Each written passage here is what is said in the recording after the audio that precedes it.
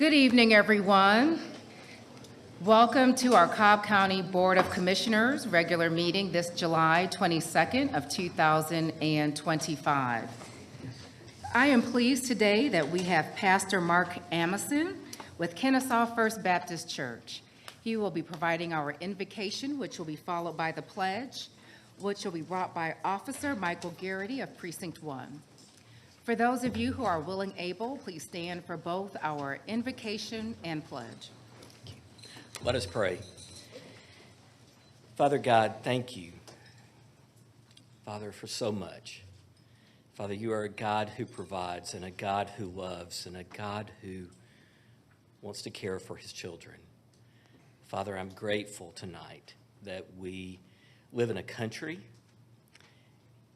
a state, and a county, and a community, Father, where we can freely come before you with our praises and our request.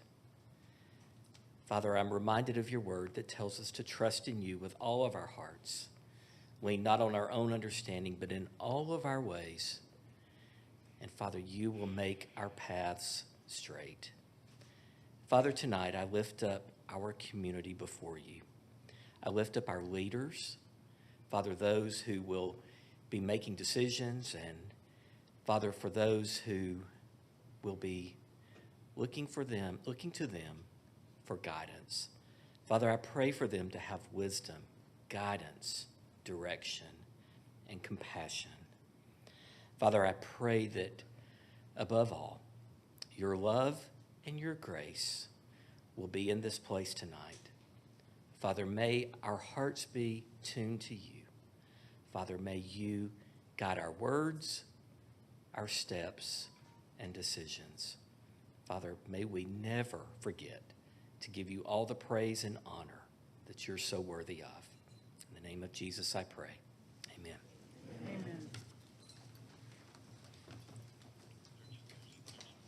I pledge allegiance to the flag of the United States of America and to the republic for which it stands, one nation, under God, indivisible, with liberty and justice for all.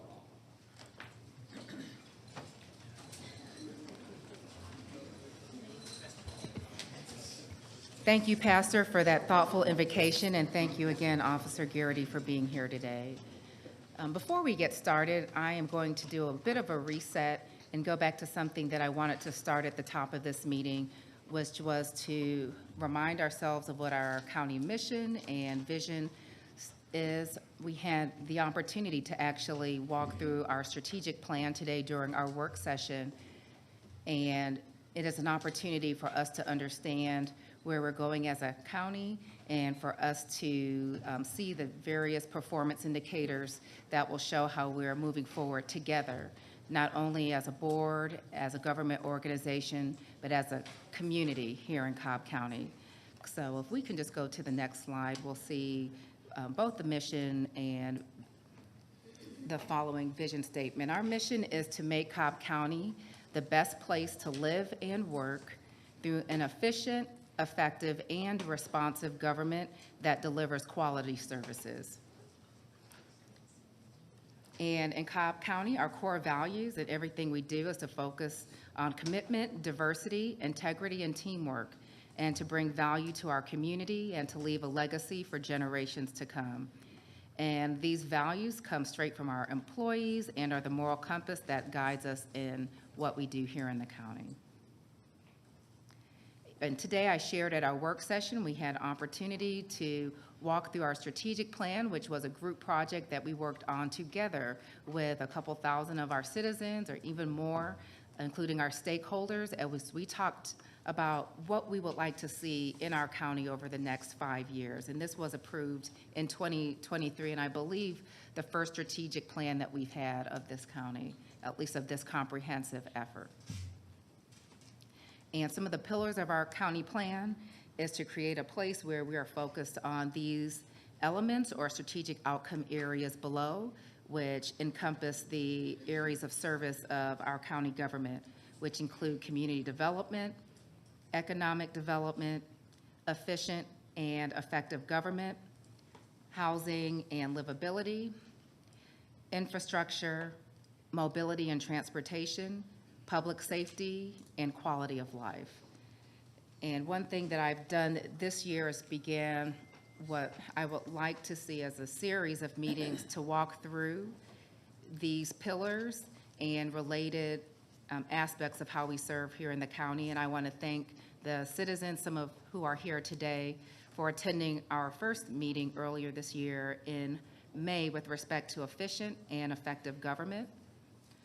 We will be talking next about economic development. We originally had a meeting set for sustainability, as that was a significant topic of discussion, but just to give the community more time to get that in your schedules, we're going to have that later this fall.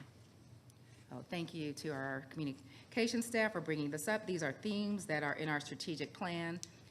Again, diversity, quality of life, funding and finances, safe communities, resilience, accessibility, sustainable growth, innovation, affordability, and connectivity.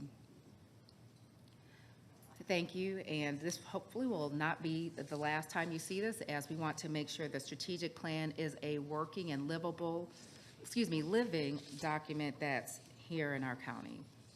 With that, I'll go ahead and formally call our meeting to order, and we will begin with presentations for this evening, and bear with me. Our first presentation of the night is to present certificates of achievement to the Vinings Estates Dolphin Swim Team, affectionately known as the Pink Caps. For those of you who are here to be recognized as a part of that proclamation, please join our Commissioner of District 4, Monique Sheffield, up front. All those medals. You guys is amazing. Come stand right here in front of you. Thank you. Two over there and two over here. That's all those medals that they've earned. That's wonderful. Where's the pink cap? Hardware.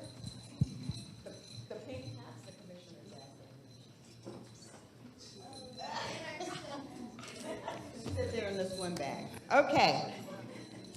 The Cobb County Board of Commissioners commends you for your outstanding performance as a member of the Vinings Estate Dolphins Neighborhood Swim Team and its Pink Cap crew. You exemplify teamwork and excellence, having broken your team's relay record and claimed first place in the Patty Wilder Cobb County Swim Meet in both the 100-yard medley and 100-yard freestyle relay events. We salute, yes, we salute.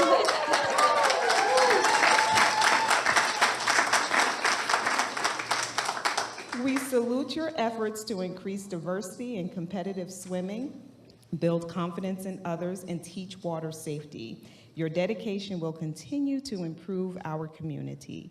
This, the 22nd day of July 2025, and I'll read off the names on the certificates. Maven Martin Phillip.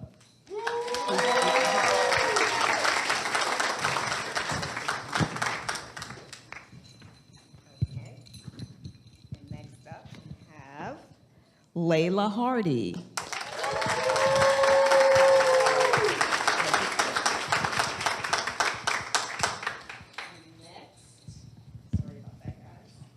We have Ava Greenwood. Ava Greenwood. And finally, Lauren Woods.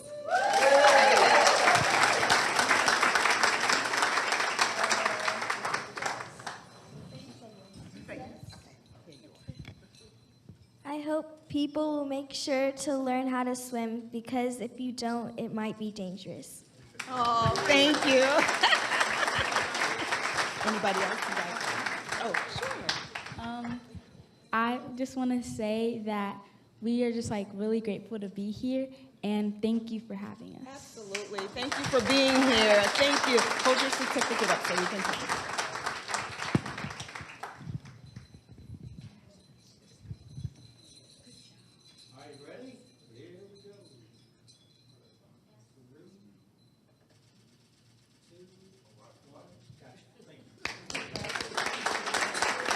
Don't leave yet. If there were parents, hold on, ladies. Yeah, come back with the commissioner. If there are parents that do want to take pictures, you can come and get a closer photograph of your children. Or be in the picture if the parents would. We know this is a labor of love. Yeah, okay. Yes. Excuse me, Ross, can we get a photograph with the parents in it also? Thank you. Dads are allowed to. Come on, dads. Dads too. Dads have to wear pink. He's got on the right colors. Do we have, oh, is she coming? Oh. Grandma. Oh, that's cute. All right, here we go. 3, 2. Awesome. Good job.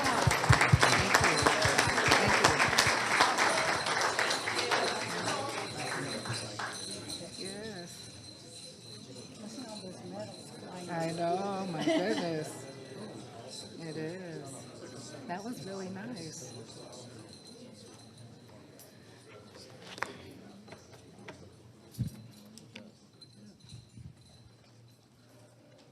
Thank you, and those of you who are here as a part of our next presentation to present a proclamation designating July as Muslim American Heritage Month, please join me up front.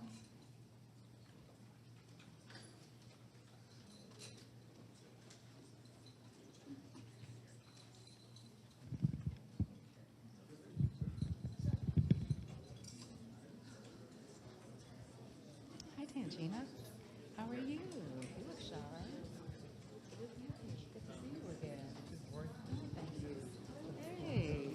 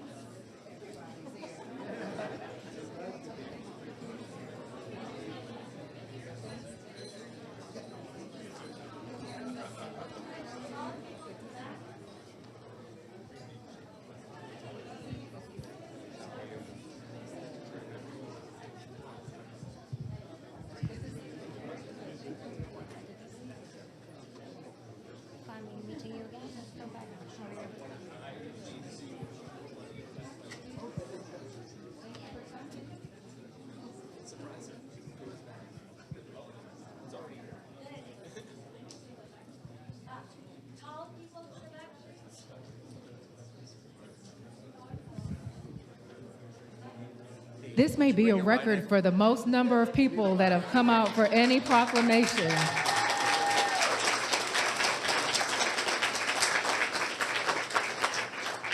If words speak volumes, presence certainly speaks more, right?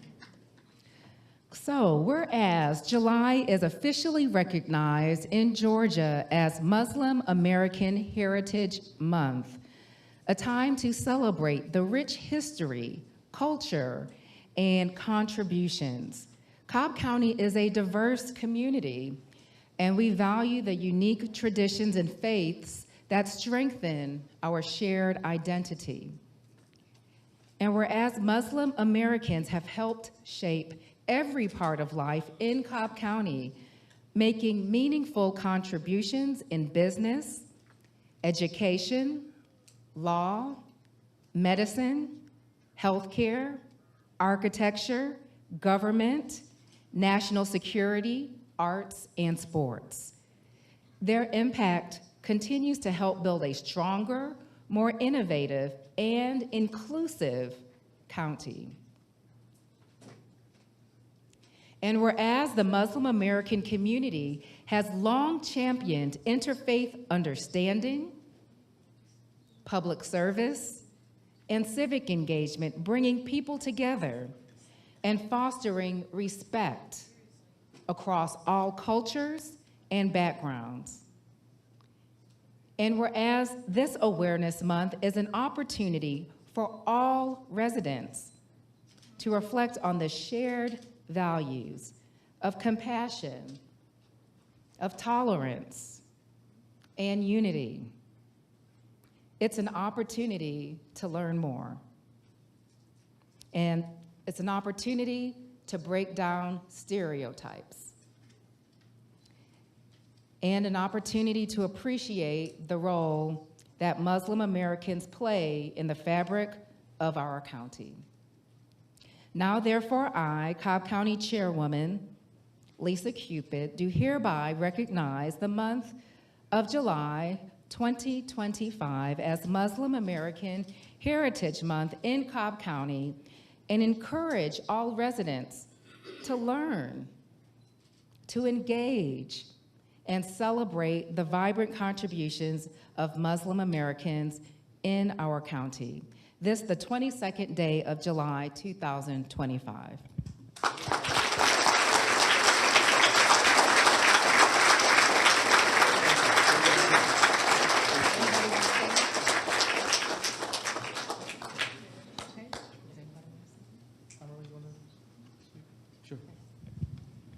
Good evening. My name is Abdul Amer, live in East Cobb. I've been a Cobb County resident for, 30 years or something. But today we are honored as a community. Muslim community is well-integrated part of Cobb County, and we are proud to be Cobb County citizens contributing to the welfare of the community. And today we're specifically thankful to Cobb County Board of Commissioners for acknowledging and recognizing us and giving us this privilege to stand here and be honored. So I appreciate it a lot.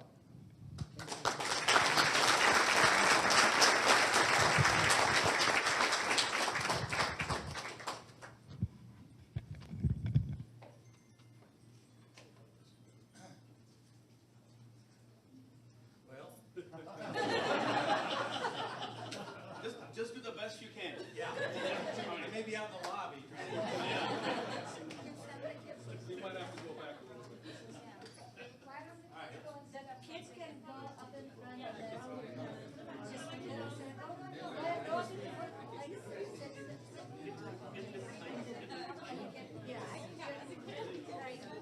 just sit over here. We need some balance. Over there. You guys go to just balance it up. There you go. Excellent. All right, now we're good. Okay, you guys come. I'll sit with you guys. So how about that? Okay, we'll do that. All right. You guys can come also. Look up here. Here we go. 3, 2, 1. And I got you all. Thank you. Thank you.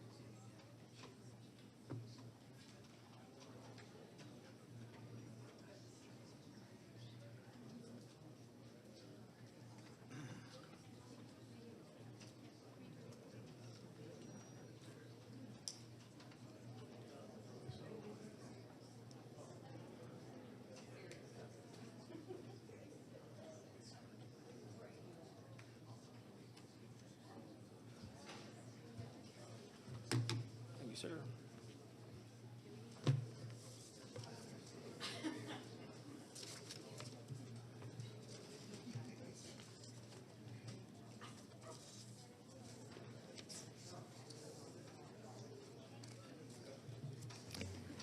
All right. In my enthusiasm at the top of this meeting, I wanted to share some good news that many of us learned today is that Cobb County's tradition of maintaining our AAA bond rating has continued again, and this would be for year what? 28. I'm losing I count. think 28. 28. So we've heard from 2 of the rating agencies. In a row.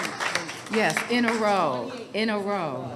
So we've heard from 2. We're waiting to hear on the 3rd agency, but certainly want to commend the leadership and the citizens, our business community, but most importantly, our commissioners and our finance team for all of the work that you do to prepare us and to guide us throughout the year so that we can maintain such a strong financial history for this county. It really sets our future up for success. With that, we're going to turn our attention to the millage and budget hearings of this meeting. Our first hearing is to conduct the 3rd public hearing on the 2025 proposed property tax increase as defined by Georgia law, in which we will be setting our millage rate. With that, I will turn things over to our Deputy CFO, Buddy Cesar. First of all, thank you, Chairwoman, Commissioners, County Manager, for your leadership in continuing that triple AAA rating. It's just something the county can be very proud of, and so we couldn't have done it without your leadership, so thank you all very much for that. Thank you. Before we begin the public hearing tonight, I do want to have a brief presentation. This is our 3rd public hearing. We had the original public hearing on July 8th, 2025. The second was held at a special called hearing on July 16th, 2025, and today again is the 3rd and final public hearing and adoption of our millage rate as required by Georgia law. I'm going to touch on this slide real quick and bring up a few things. These are the 4 millage rates that the county, being the County Board of Commissioners, is responsible for. We have the General Fund, the Fire District Fund, Cumberland Special District 2, and the Six Flags Special Service District. I want to show the General Fund, we are recommending stay flat at 8.46 mils. That is a millage rate that we have maintained since 2018. We are proposing a slight decrease in the Fire Fund to go from 2.99 mils to 2.97 mils. That represents approximately a $1 million reduction of anticipated revenue and in the 2025 budget. We have the same millage rate proposed for the Cumberland Special Service District 2 Fund. Again, that is a special district that taxes commercial property within the Cumberland Special Service District. The proceeds from that millage rate go to service a portion of the stadium debt service every year. And lastly, we have the Six Flags Special Service District. We're proposing no millage rate there. With the creation of the Mableton, City of Mableton, we no longer have a special service district in the Six Flags area. So we are proposing that at no mills. At the bottom, I do want to highlight the continued growth in the overall net digest. But one thing I would like to mention is that growth is slowing. While still positive, it is at 3.39% net this year. The 2025 budget anticipated a 3% growth. So for all intents and purposes, we are right on top of where we anticipated we would be when this board passed the budget in 2025 last year. I do want to touch on this slide. This is an example of a property within Cobb County and the associated millage rates that you will see on your tax bill if you're an unincorporated Cobb. The gray bars represent the property home value. As you can see, this home in 2018 was valued at a little over $200,000. And then, for example, by 2024 had grown to a little over $450,000. That is certainly something that a lot of folks have noticed in this county, especially with respect to their own homes. So that's why I wanted to show that type of growth in our example.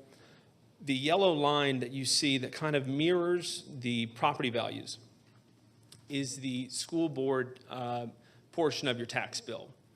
There is no floating homestead exemption for the school board portion. Therefore, whenever your property value goes up, even if their millage rate stays the same, your tax bill will go up as well.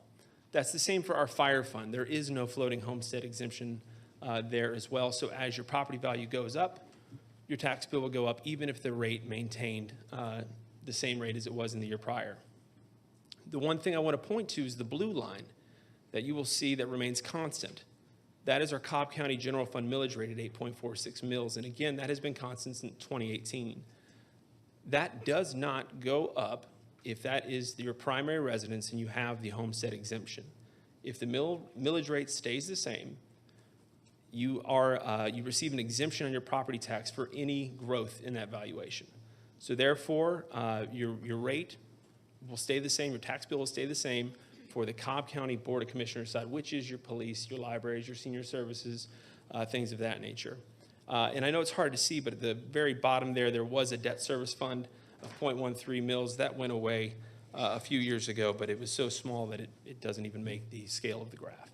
But again, I just wanted to show that for perspective, to show the typical tax rates and home growth and how that would affect your tax bill before we begin today's public hearing. So with that, I can either turn it over to you for any questions, or we can host the public hearing and I can answer questions at that time afterward. Thank you. Why don't we go ahead and open up the hearing for persons to provide comment, and then we'll see if any commissioners have any comments or questions.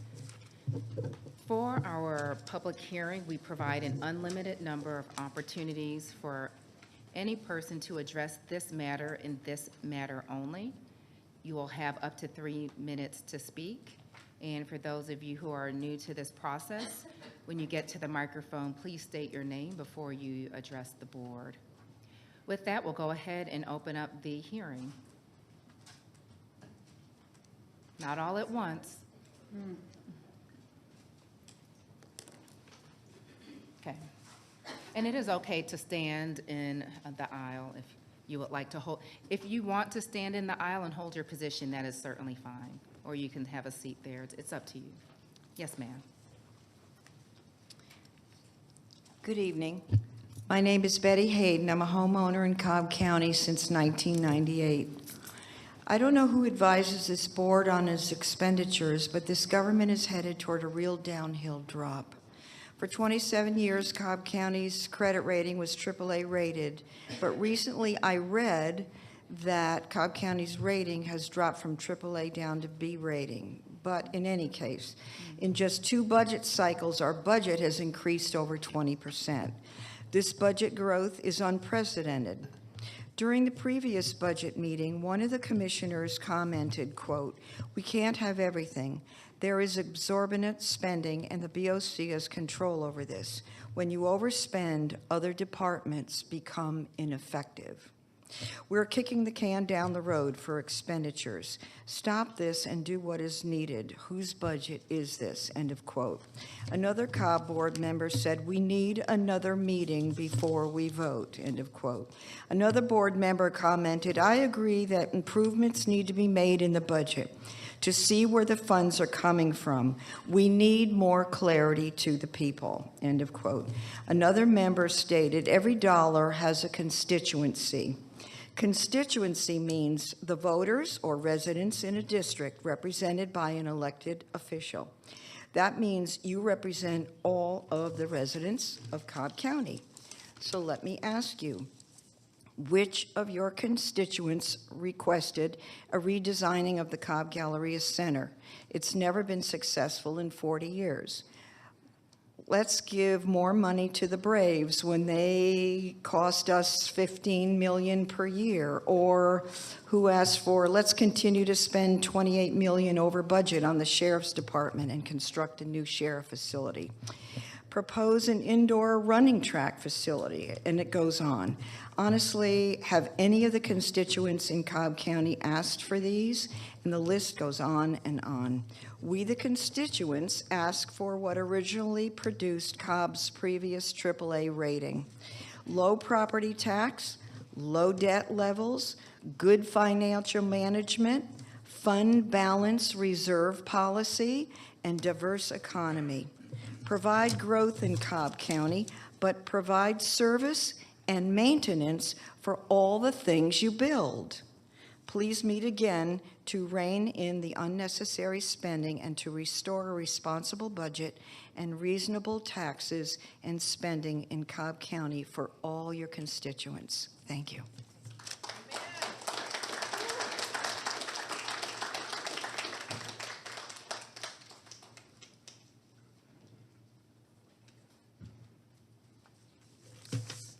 Robert Maynard, Marietta, Board. You're holding these public hearings to convince the public that we should support your proposed budget, but we have some inconvenient truths to discuss. So this is both a factual presentation and a chance to ensure the public that you as a board have the credibility to be trusted to make these decisions. If the past is prologue, then we first need to look at your previous and current fiscal management.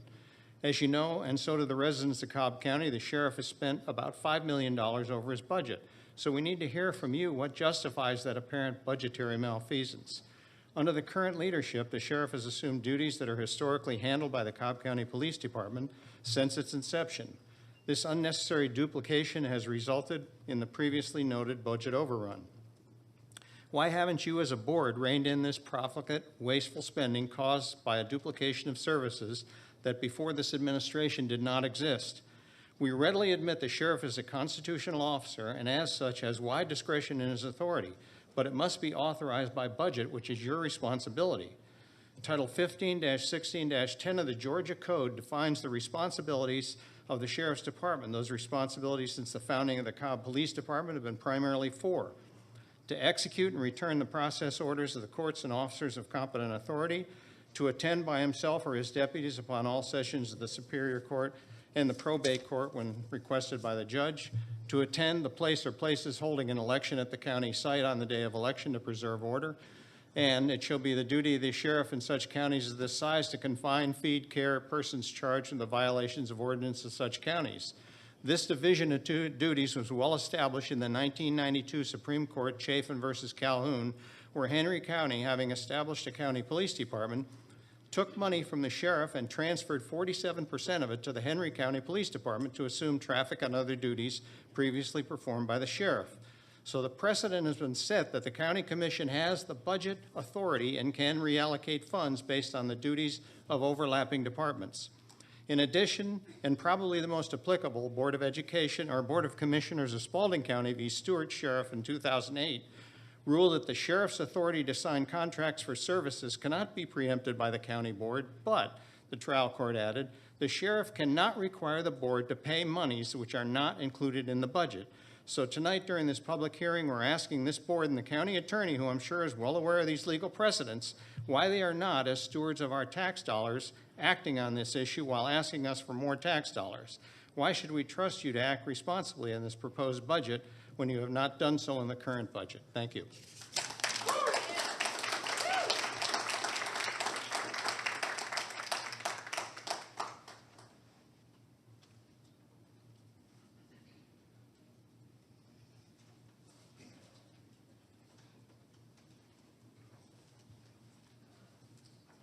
Donald Barth. Good evening, ladies and gentlemen. I do mean it. We're talking about millage tonight, and I'm betting that half of the audience out there doesn't understand what the millage rate is. So you brag that it stayed level for all these years. Y'all remember, the millage rate is a rate that they established to charge your property against an assessed value. That doesn't mean your tax stayed level. It means the assessed value can continue to climb even though that rate is there. So you take 10 times 10, it's one thing. 10 times 12 is going up. We've gone up and up and up. What have we gone up? 20% in the last 2 years? That's accusations flying around here. Ladies and gentlemen, nobody's getting that kind of pay increase, especially the people on fixed income. But second to that, they don't understand when you keep going up and up and up and up and up, where is the money coming from? So if you have a mortgage and they attach your mortgage and they give you a higher rate, every time you turn around, poor old Junior, his mama's over there thinking, I've budgeted for a $1,200 house payment. Now my mortgage is going up because the taxes and the insurance have gone up. So again, Cobb County is becoming less affordable. Now we all want the services. By God, I want the cops when I call them. I want the fire department to come. I want y'all to scrape me up if I'm out there in the middle of the road. I want you to send somebody. But We don't need to be spending all this frivolous money.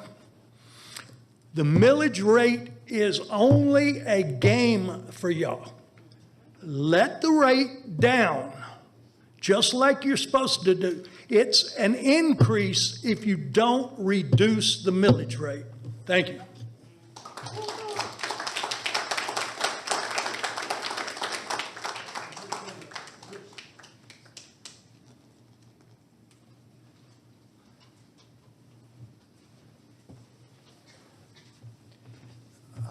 Good evening. My name's Craig Harfoot. The millage rate. I don't see that many houses selling in Cobb County, and yet the property values go up and up and up. Well, I want to explain to the room, you already know, that Georgia Fund 1, that's the state of Georgia, and it's where you park all the money from the taxes and the Board of Regents and all this. It's invested in Fannie, Freddie, and treasuries. So it's a built-in scam that causes price inflation, and it, it's coming top down, but, our governor, we don't have to participate in Georgia Fund 1. We used to park money in international banks. Don't do that anymore. But when the bank loans out money, and then, from their deposits, then they bundle up some mortgages and sell them to Fannie and Freddie, and then they loan more money. Well, that's how you're getting all this price inflation.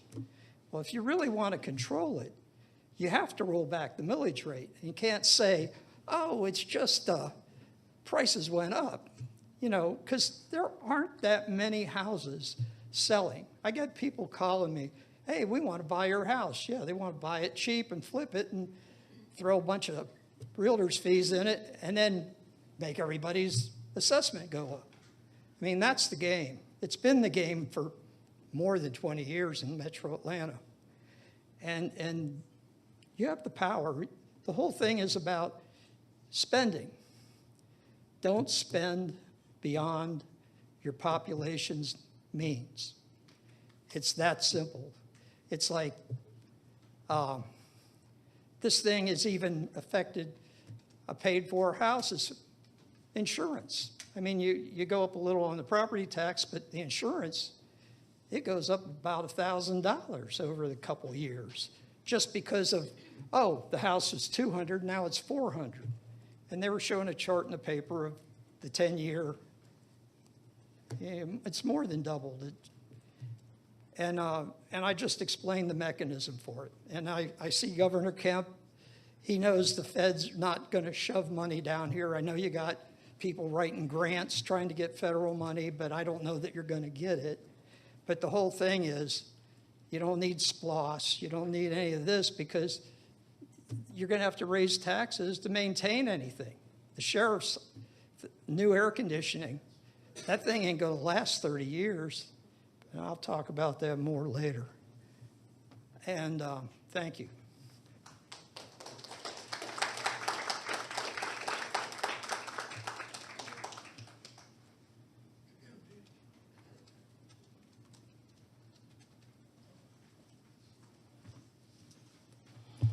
Good evening, Denny Wilson.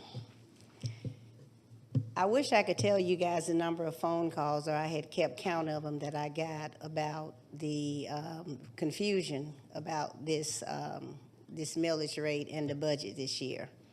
When I was here the last time, I thanked you guys because I was able to determine what my tax payment would, property tax payment would be based on the calculator that the tax assessor's office put on their website, which is a great tool, and I've shown many people how to use it.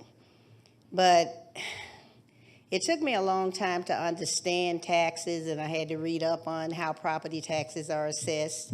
And I think the confusion comes when people saying that you're not rolling back the mill. And the assessment notice that we got for the estimate, which was, the state decided to put the rollback rate on the on the tax estimate, and people thought that actually the 8.13 was actually the mill that they would be paying in their property taxes this year. But if they look at their bill, as I looked at mine, you will see that the assessment value did not go up this year. It remained the same, which means that I will pay the same amount of taxes this year that I paid last year. So is it a tax increase or is it not?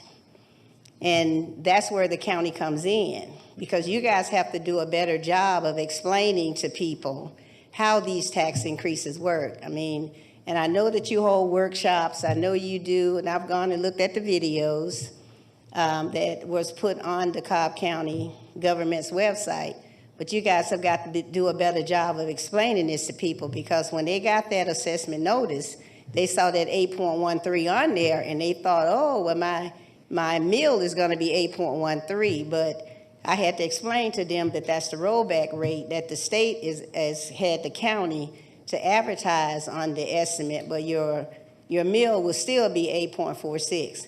Now, my opinion real quick, I don't see it as a tax increase, because an increase will say that I'm paying more taxes this year than I paid last year, and I'm not. I'm paying the same amount of taxes as I paid last year this year. So, you know, theoretically, I was explaining to some of the people in South Cobb that it's really, in my opinion, it's not a tax increase. And I know opinions differ from person to person. So I'm not going to come up here and beat you over the head and say it's a tax increase when I've already done my numbers. And I've looked at various properties around Cobb County, and many of the assessment values did not change. Ms. Wilson, your time's up.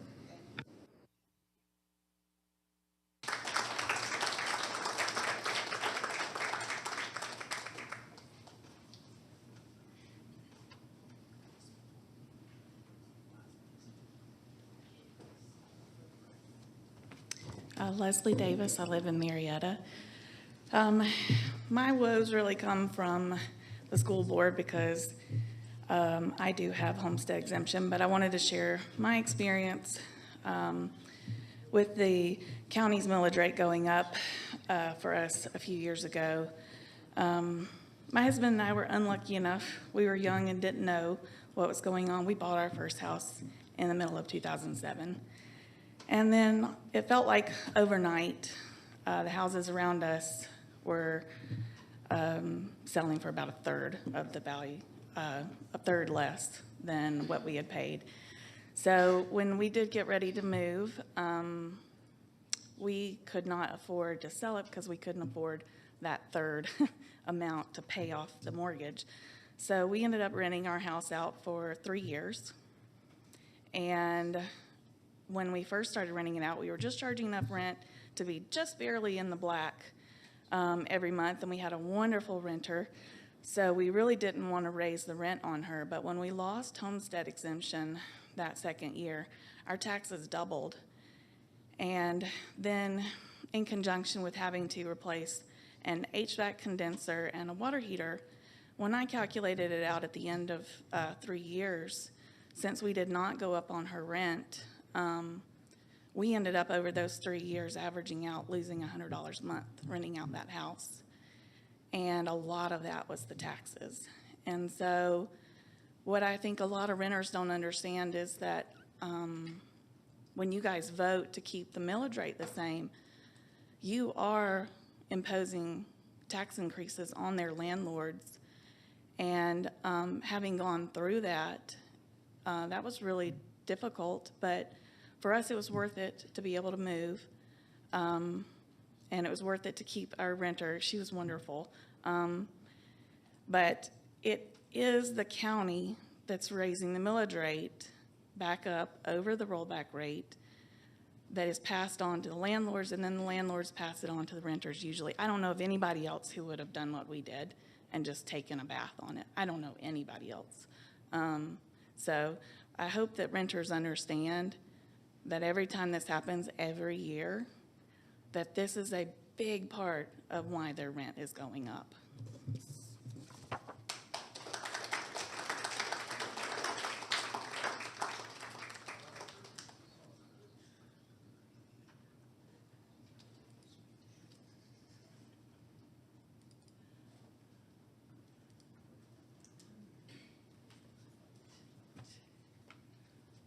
Good evening. My name is Robbie Huck. I live in the city of Marietta, and I am in Cobb District 2.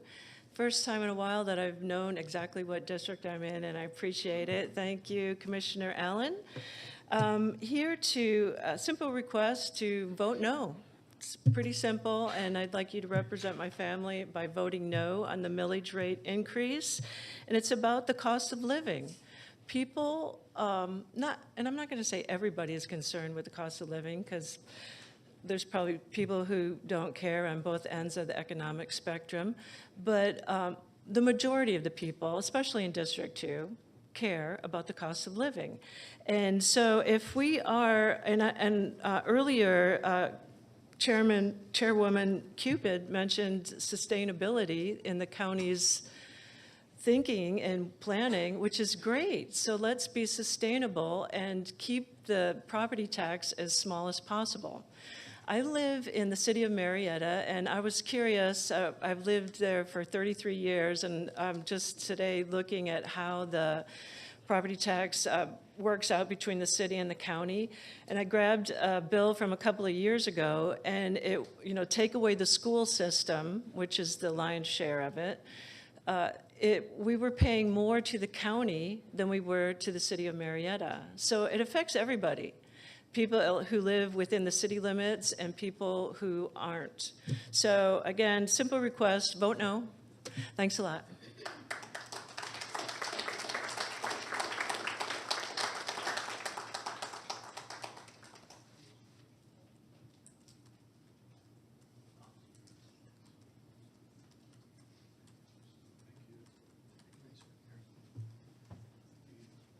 Tracy Stevenson, good evening.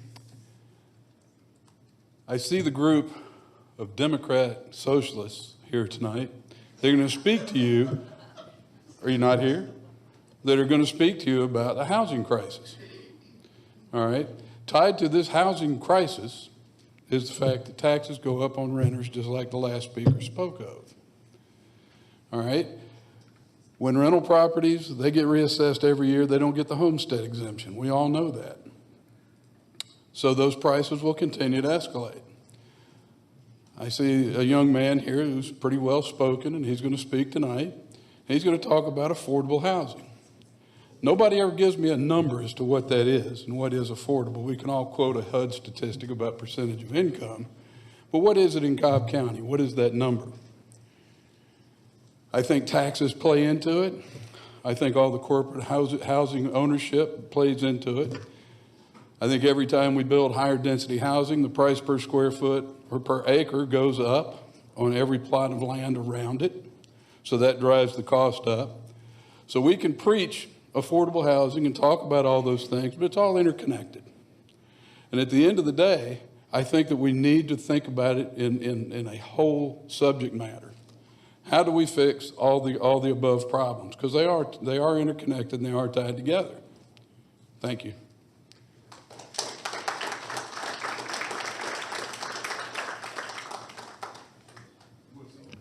We'll take our next speaker.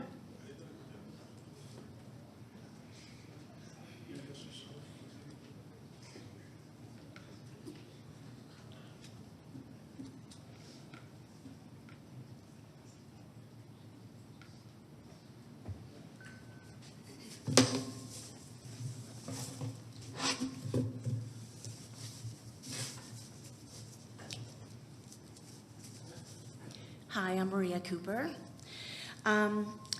I have several things I wanted to state today to you all, being your constituent, being a working person and a resident of Cobb County. Case 2025Z7. One or several of you are pushing for that, multi-family rentals in single-family zones. Y'all need to stop that. We need to save. One of the things that makes Cobb so desirable, or has been desirable, thus our AAA or whatever rating, is single-family residential zones. And as a result, our good school systems. So that's one point. Another point is you're trying to raise taxes by 13 million. I'd like to know what you're doing with our money. For example, are any of you looking at wasteful cell phone plans, people having cell phones that have no business, having cell phones, government cars, government contracts, people doing their offices, people printing on government printers, their personal stuff. I've seen a lot of it through my job. Lots of little things that amount to a lot of money being wasted, our tax dollars being wasted. No 3.8 increase, no 2.9 growth increase, no 625 million to 643 million. Stop the new Unified Development Code, save our schools and our neighborhoods. Get more tax money from Truist Park and the Battery. Get more tax money from Truist Park and the Battery if y'all really feel like you need more revenue without cleaning out what we currently have right now, the waste, the fraud, and the corruption. We the people, no property tax increase, no school tax increase. We're your constituents. We voted you guys in. I don't think any of us voted for you to keep the millage rate the same, which amounts to an increase in our property taxes. And that's exactly what it is. Whoever set it up, it just convoluted. The millage rate staying the same amounts to an increase in our property taxes, no matter how fancy the language. Name, your time's up.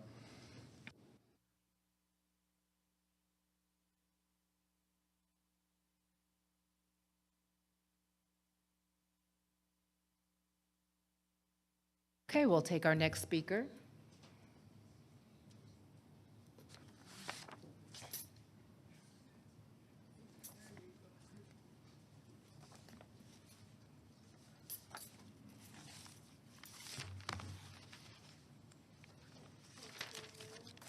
It's Christine Rosman.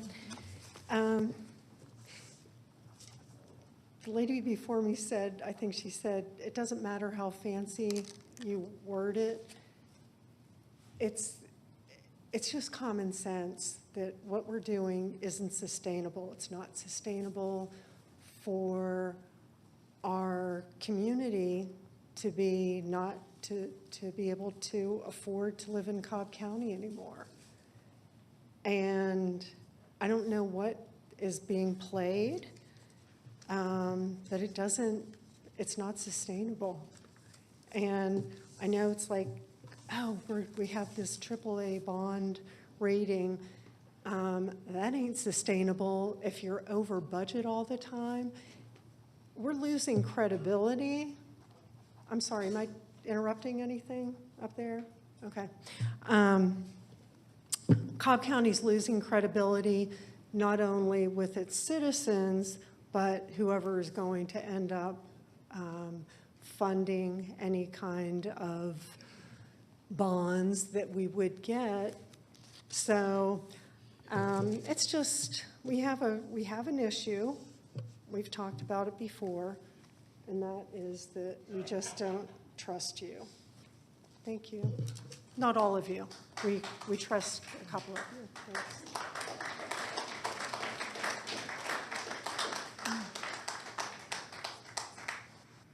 We will take our next speaker.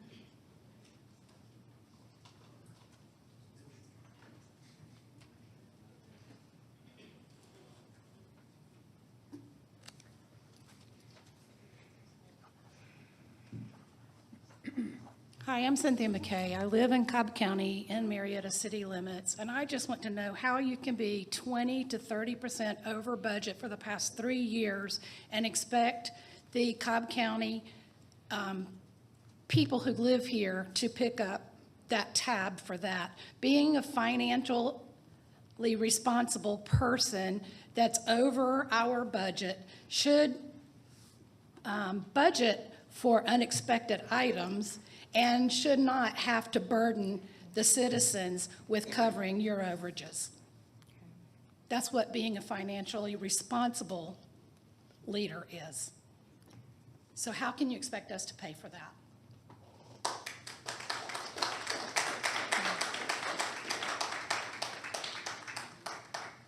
We'll take our next speaker.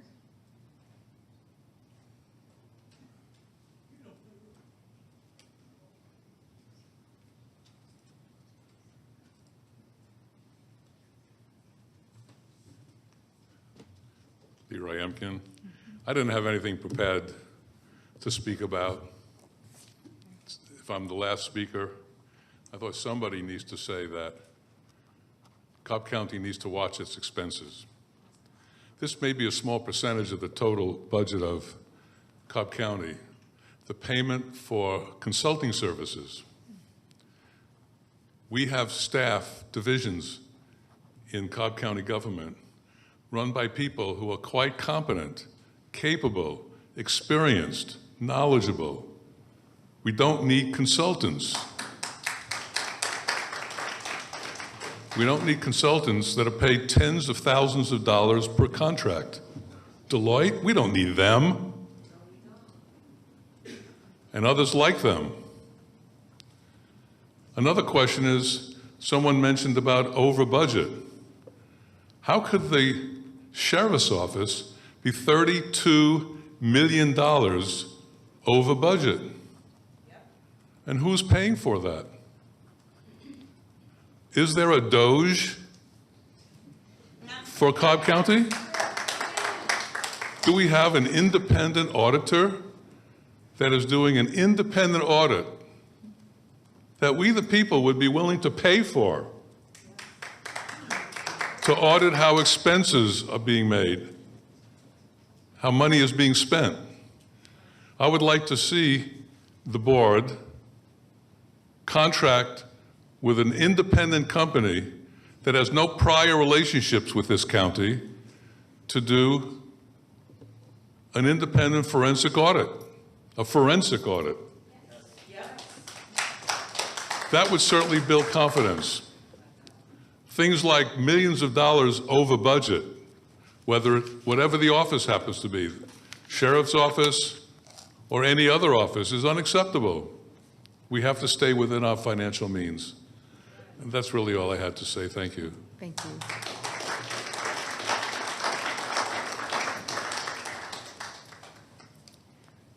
Do we have any other speakers?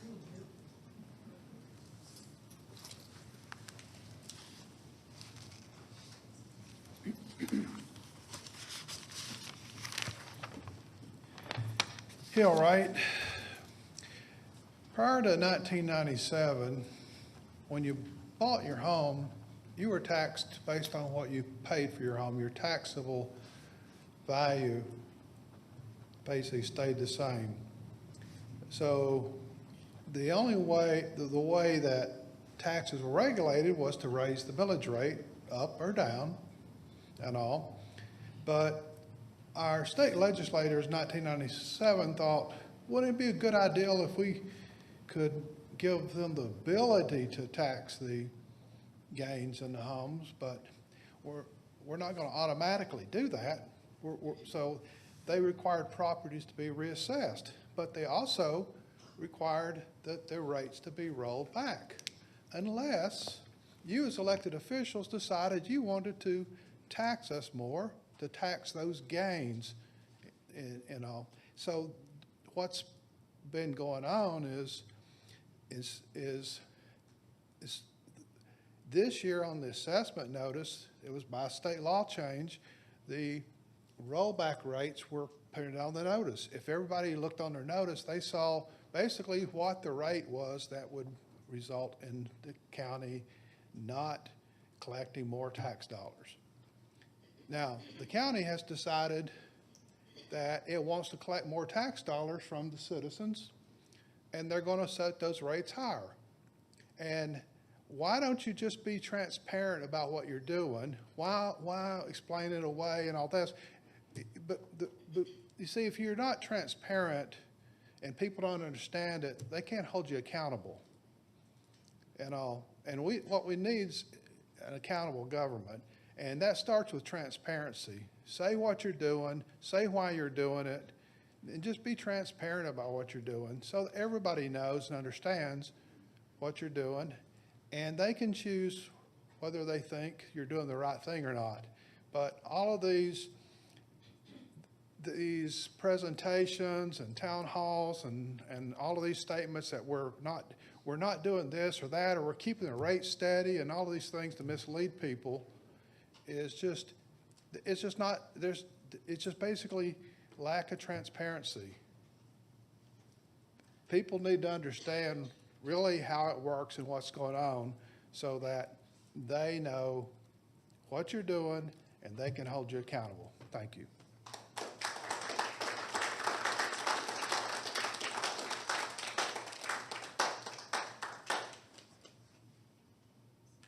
Are there any other speakers?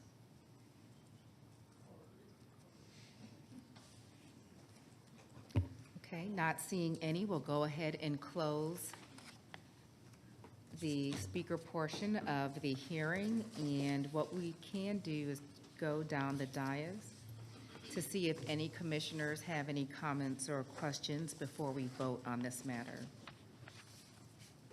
I'll begin with Commissioner Gambrell. I would like to reserve my time for later. Okay, we'll go with Commissioner Allen. Okay, Commissioner Burrow, do you have any comments or questions? Before the discussion and the Before vote? we vote, yes, please. Well, can we do both? We can, Comment right now. Because I Yes. just have a few questions that need Please, clarification. yes, you go right ahead, ma'am. Thank you. Some of the comments tonight, and are you going to address those, or do you care if I ask? Okay. Some of the comments tonight about the millage staying the same and the floating homestead, it needs to be clarified that that is just on the general fund. Yes. If your house's appraisals go up, you're still paying an increase in the fire fund, even though the millage is the same or not, because that doesn't have the homestead exemption. So that's a lot of where the increase is coming from in your tax digest, property taxes, correct? From respect to the county side, if you're in your primary Right. homestead, then the general fund rate will remain the same. Mhm. In the general fund, if your home value went up, we are correct in saying that the floating homestead exemption will keep your payment the same if the millage rate remains the same. Mhm. And to your point, the fire fund, which does not have that exemption, would go up. But I want to preface too that it's a much smaller rate. So It instead is. of being 8.46, it's 2.99 being proposed to go down to Right. 2.79. And it's a very much an A times B equals what you pay. So A being the assessed value, B being the millage rate equals the formula. So you are correct, ma'am. That a portion of that from the fire fund does not have the homestead exemption. Right. Thank you. Thank you, Commissioner. Commissioner Sheffield? Thank you. There are a few things that I want to touch on, and I'll need your clarification if you wouldn't mind for the benefit of the Absolutely. audience. There were several references with respect to the millage rate increase. If you would address that for the audience, I'd appreciate it. Sure. As required by Georgia law, we have to have the rollback rate, and if the board is proposing a rate that is higher than the rollback rate, then we have to have what is published as a proposed millage rate or tax increase as part of the law. What we're trying to discern today, and as I think some of the speakers alluded to, that on their bill, if they're a primary homestead, then their tax bill didn't actually go up for the Board of Commissioners side, which is, outside of the fire fund, being a small portion. That's what we're trying to discern today, and the difference between the two. So, yes, we're here today to discuss that difference between the rollback rate and our proposed millage rate. But again, the floating homestead coming into play, it impacts each homeowner in each situation differently. Mhm. Thank you. Also, during these meetings and these conversations, whether it's by email or direct contact, there is a desire to roll back the millage rate, and we completely understand that, and we get that. But when we talk real numbers, can you, or are you prepared to share with us the proposed rollback? I think was .091, or the increase was .091? Yes, ma'am. It was going back to 8.369 mils is what that would be. Okay. And I do want to clear this up, and I hope it doesn't get confusing, but that this rate is related to the 2025 budget, which was passed by this board last July. In that budget, there were two main components and assumptions that were made. One was that the millage rate would remain at 8.46 mils. Two was that we'd anticipate a natural growth in the digest of 3%. So any rollback would be going against what this board has already, I guess, planned for and prepared for by passing that budget last July. In addition, this forms the foundation of the budget we're about to vote on, and Mr. Volkman will come up here and give more detail about it. But that would be approximately a $4 million impact on the FY26 budget, which we're about to hear tonight, which means we would have to go back to the drawing board and look at how to cut $4 million from the budget that you're about to hear. So the $4 million would be the delta between the 8.46 Yeah, for the 26 and the proposed. impact, yes, ma'am. And where we're at today, that would cause us to have to go back to the drawing board and look at how we'd prepare the budget accordingly. Okay. All right, thank you. Thank you, Commissioner. There were a lot of statements or comments made this evening. I want to thank our speakers for coming out and participating in this process. I addressed the bond rating that there may have been some misinformation about in the county, and I don't think I need to reiterate where we are and where we have been as a county.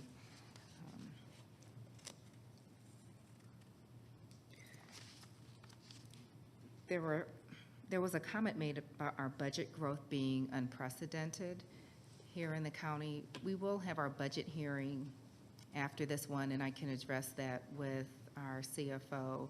Sometimes the discussion around the millage and the budget, they get conflated. They are related, but something that I don't think is very clear, and as you ask for clarification,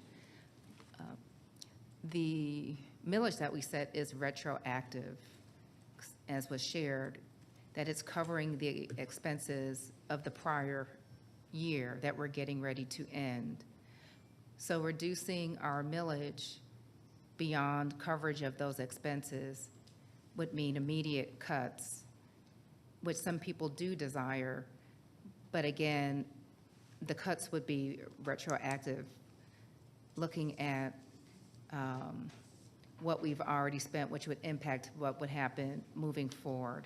So it's not a minor thing for us to consider when we get to a hearing. If those cuts are desired, then that is really a discussion that we should have significant consideration and discussion about prior to this hearing, because we'd immediately have to look for things that we could have considered over the past, how many months have we been working on this budget? Since last November.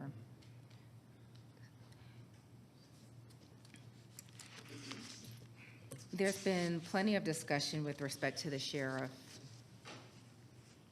and he is not here this evening, but I can tell you that the matters that the sheriff brings before the board come to us via an agenda item with background. And anything that he moves forward has been moved forward by at least a majority of this board. There have been some matters that have moved forward with all of our board members. We have the ability to look at each item and look at the need as it comes before us. And you are right, it's perhaps the privilege and the challenge with the relationship with the constitutional officers.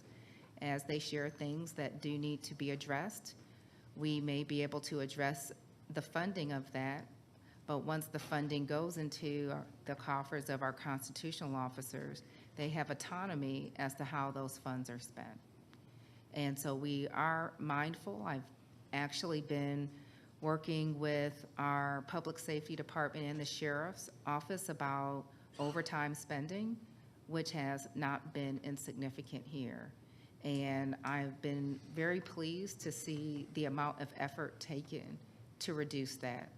So I have seen our ability to come to the table and have tough discussions, and there to be a response to that. There have been some other matters that have been shared tonight. With respect to the new facility there has been ample discussion about why that was imperative. There may be some disagreement about that.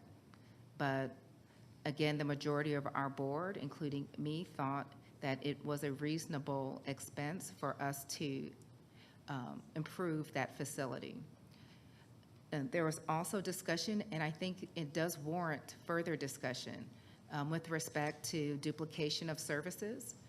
This has come up in discussion, and this is something that I've heard in multiple statements of speakers, and I want you to know that we do need to have more direct conversation about this. I do know that we have discussed this, but I need to better understand so that you can better understand how that is impacting our budget and if those duplicate services are unnecessary. So, no, thank you, but that's what we will do. So I just want you to know that I hear you with respect to that. There are some questions about us not being transparent and people not understanding the budget. We did have a meeting. It may have had about 60 or so people in this room to discuss efficient and effective government as part of our strategic plan, where our CFO and deputy CFO went through the budget with quite detail. And we had a number of questions. I perceive they answered every question that citizens asked. In fact, when people left that meeting, there was applause at that meeting that we did not expect. And it's because I think there was a deliberate effort to distill what is a complex exercise. I'm not going to lie. This is a complex exercise to understand our budget. This is my 13th year here at the county, and I recognize that it is not an easy task. But what I also have seen is every year we change our approach to the budget to make it easier to understand.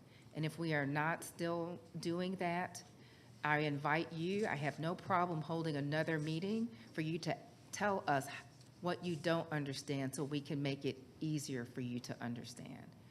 There's some questions about whose money is this? This is taxpayer money, and this is something we recognize. And there is no effort to disguise, to hide anything that we are doing to complicate anything beyond your comprehension. So I invite you today that when you see those emails go out and possible signs go out with respect to us addressing effective and efficient government again to address the budget, that I would like to see those who are here tonight that have questions to please participate in that. When we had the online meeting, we had some new people. I can tell by the types of questions we received that there are some people who perhaps have not been engaged. If you would like that meeting to be online, we can do that if you perceive that we can get more participation. If you think it should be better in person, we can do that too.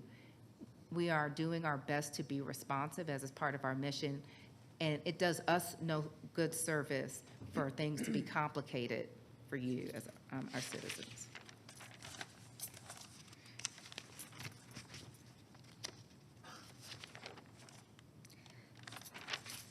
There was a speaker who I did quite feel for, and Ms. Leslie Davis, thank you for sharing your personal experience with moving from a homeowner to being a landlord and having a property here in the county.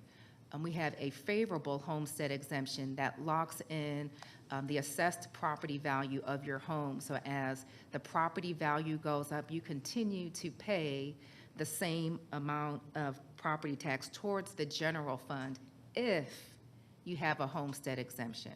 So you have to apply for it, and to qualify for it, you need to be a home owner occupying that home.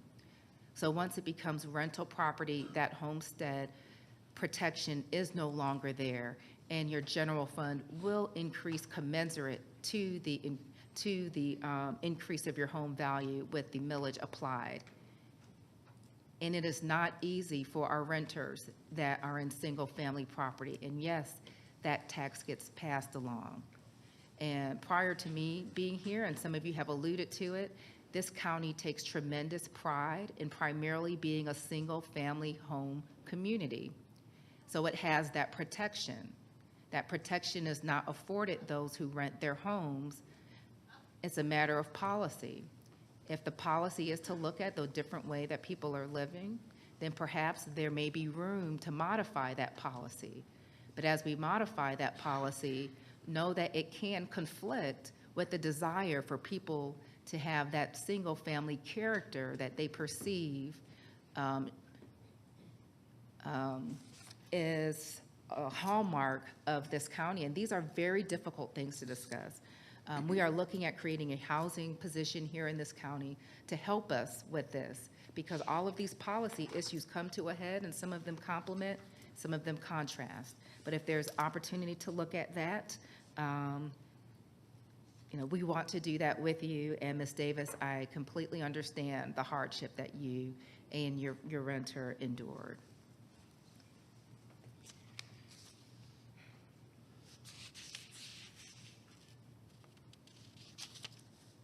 Forgive me, I'm just looking at my notes. It just may take me some time. There was some question about looking at spending, looking at phones, office supplies, cars, different things of that nature. Finance, you can help me about how we may look at those types of things and how they impact the bottom line of our county, and if there's opportunity to rein in that to move the needle with respect to.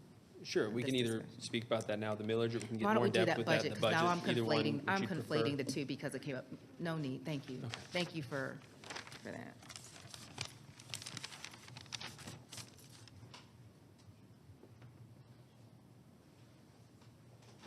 The next few comments that I wanted to touch on again pertain to the budget, so I'll wait. But thank you so much for your presentation. Yeah. Commissioner Gambrill, did you want to weigh in before we have our vote this evening? Buddy, if we can go back to that graph that you show, the fire fund, the Cobb, and then the school board rate. Yes, ma'am. This one? Okay. This is just for education purposes for our audience as well, because I know we didn't have many comments, but we did have a couple comments about school board, but then also housing.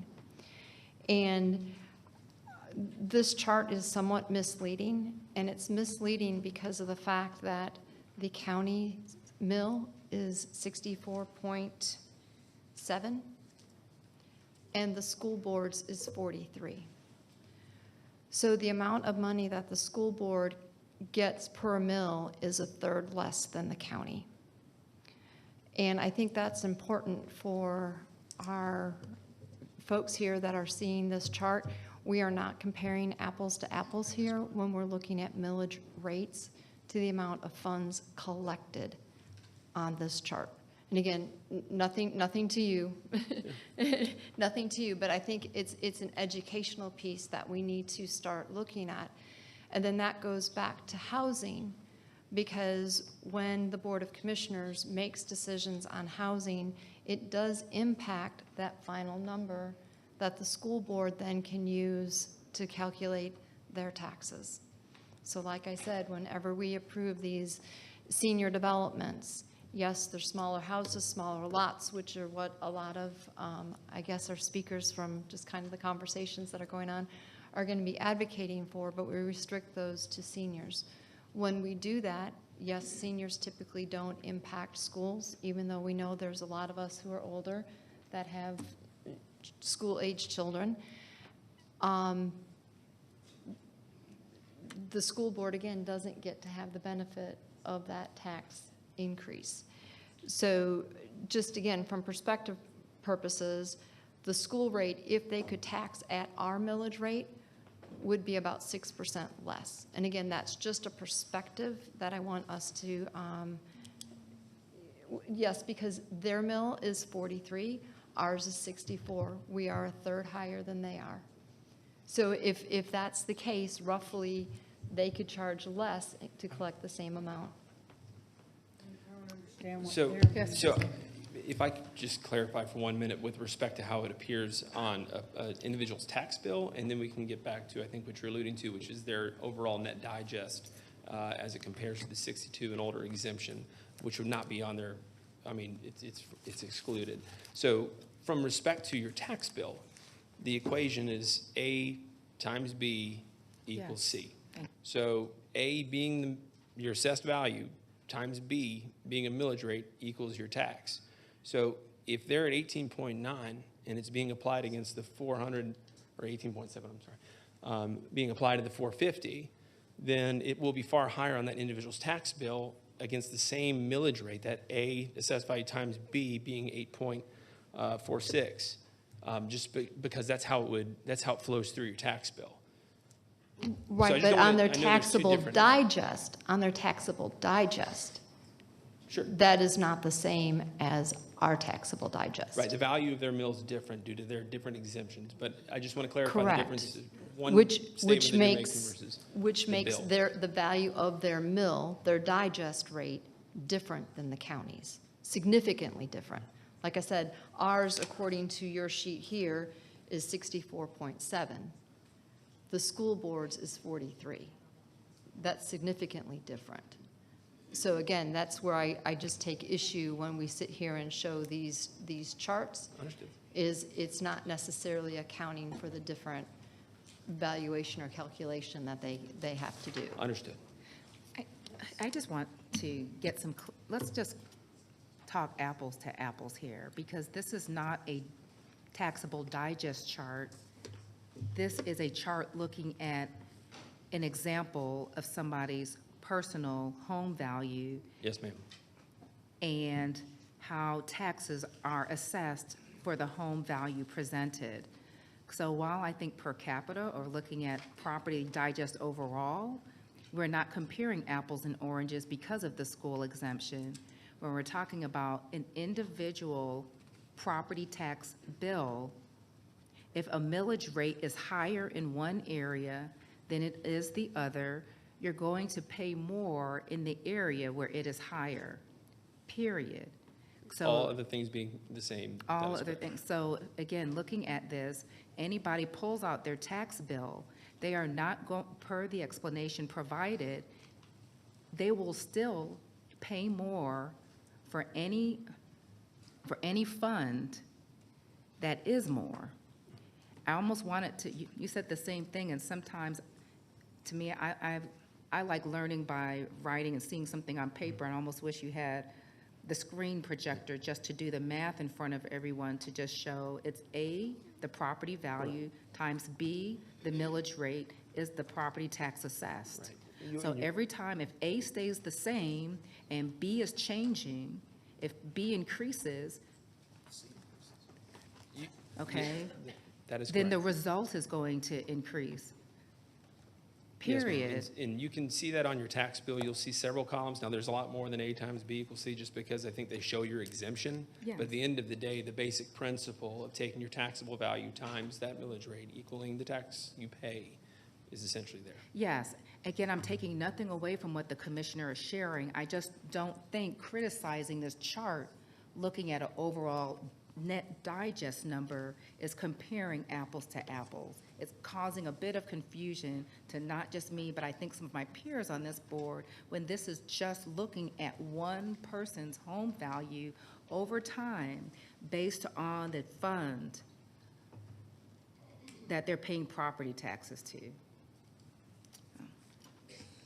Commissioner Burrow. So, Buddy or Bill, this yellow line, that's the school tax, Yes, ma'am. does that include, is that an average with the senior exemption included? No, ma'am. That is someone under the age of 62 without the exemption. If they had that exemption, that yellow line would not be present. Okay, so this person does not have the Correct. school In this example, the person would be a primary homeowner with a floating homestead exemption on their general fund property under the age of 62 without a school home tax exemption. Okay. Yes, ma'am. So, and Commissioner Gamble, correct me if I'm wrong, but I think what you're saying is their 18.9 mills, it doesn't have the same value as our 8.46, which if you add the fire fund, if everybody's paying both, even though the fire fund doesn't get the homestead exemption, it's still part of the equation of how you get your A, B equals C. Yes, ma'am. At the end of the day, your total tax rate is made up of all the millages that you're responsible for paying or being levied on your home.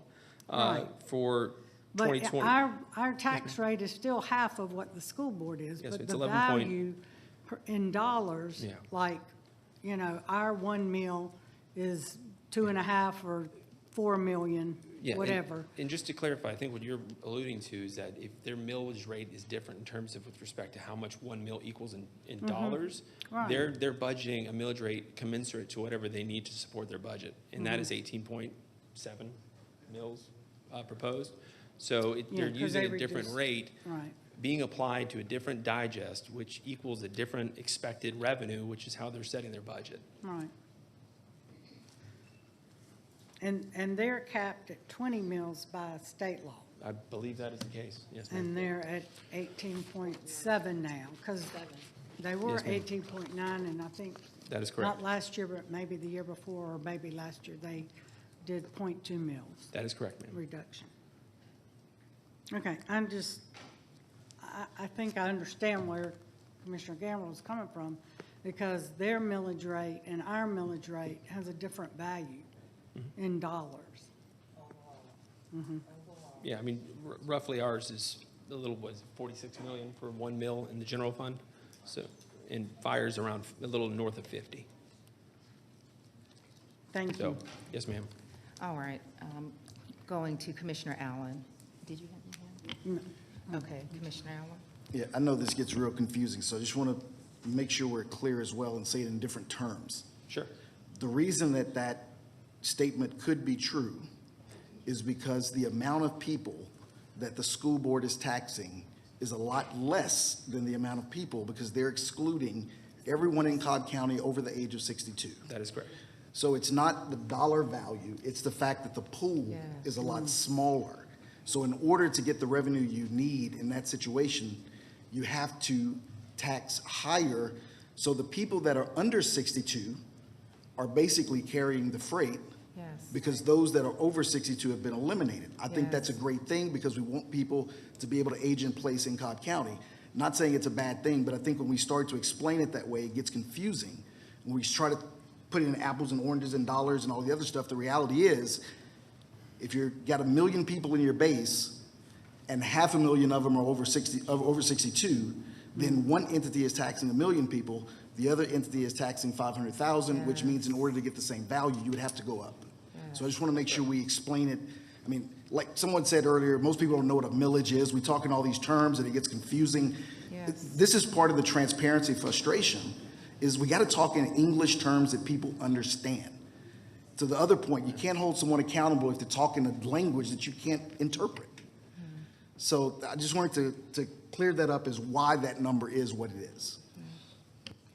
Thank you. We're so used to dealing with this that it's easier for us to understand, but there was a time when it was less easy to understand. But again, our desire is to make sure that it is clear. So we hear you loud and clear about the opportunity that we have to continue to work with you to do that. Are there any more comments before I go ahead and ask for a motion?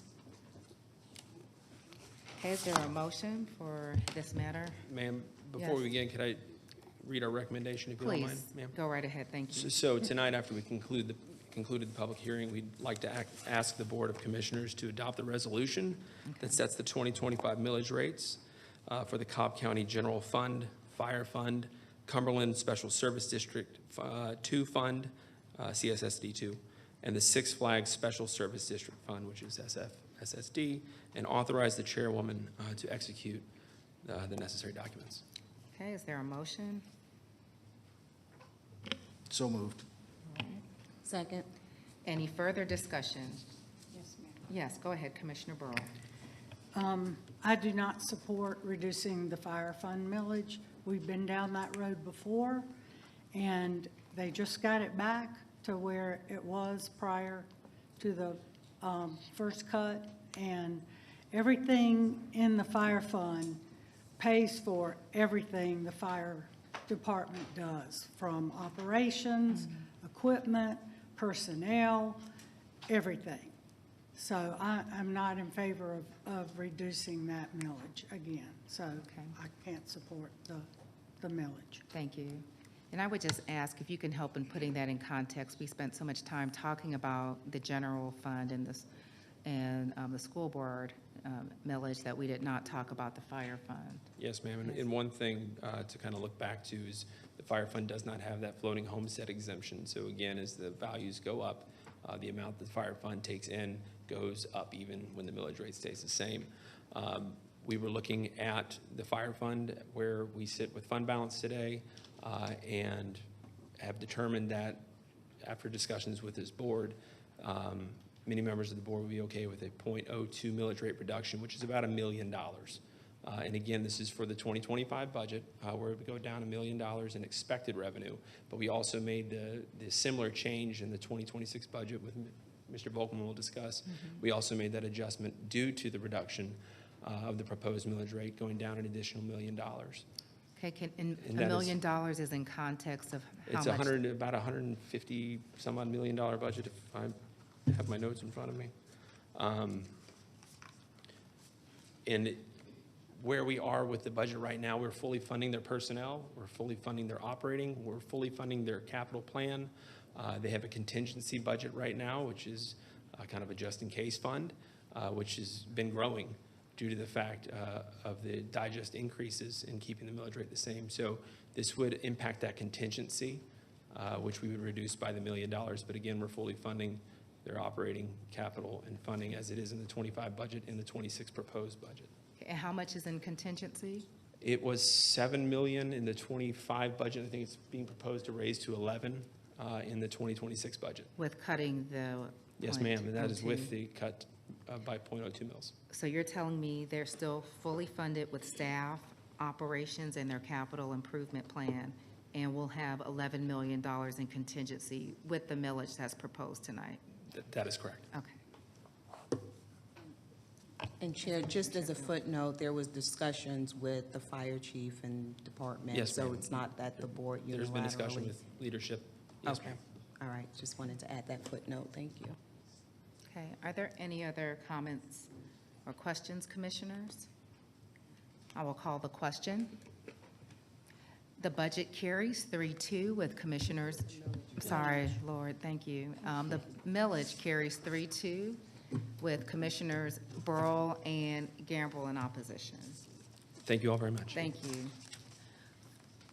We will now go into our second hearing this evening, which is to adopt a resolution that sets forth the millage rate for the general fund, our fire fund, as we just discussed, the Cumberland Special Services District 2 Fund, and the Six Flags Special Services District Fund. And in the prior presentation, we discussed all of these funds except for the Cumberland Special Services District 2 funds. Please help us to explain what that is in your remarks. Sure, and Thank Mr. you. Tester covered that briefly. That is a special service district located in the Cumberland area that we tax at 2.45 mils on commercial properties only. And then thank you. This is, we tax 2.45 mils in the commercial properties within the Cumberland Special Service District area, and those funds are used to support the stadium bond debt service annually. Okay, thank you. You're welcome. All right, with that, Commissioners, I'll move that we support the motion as it has been presented. Oh, Lord have mercy. I need to take a break. I need some more coffee. Take a deep breath. Take a deep breath. It has been a long day. We're going to have our public hearing. There was a slide, in fact, yeah, well, that presentation is for the budget. This one is for agenda number 4. I'm going in order. I'm right. We just did the millage. We just did number 3, And 4.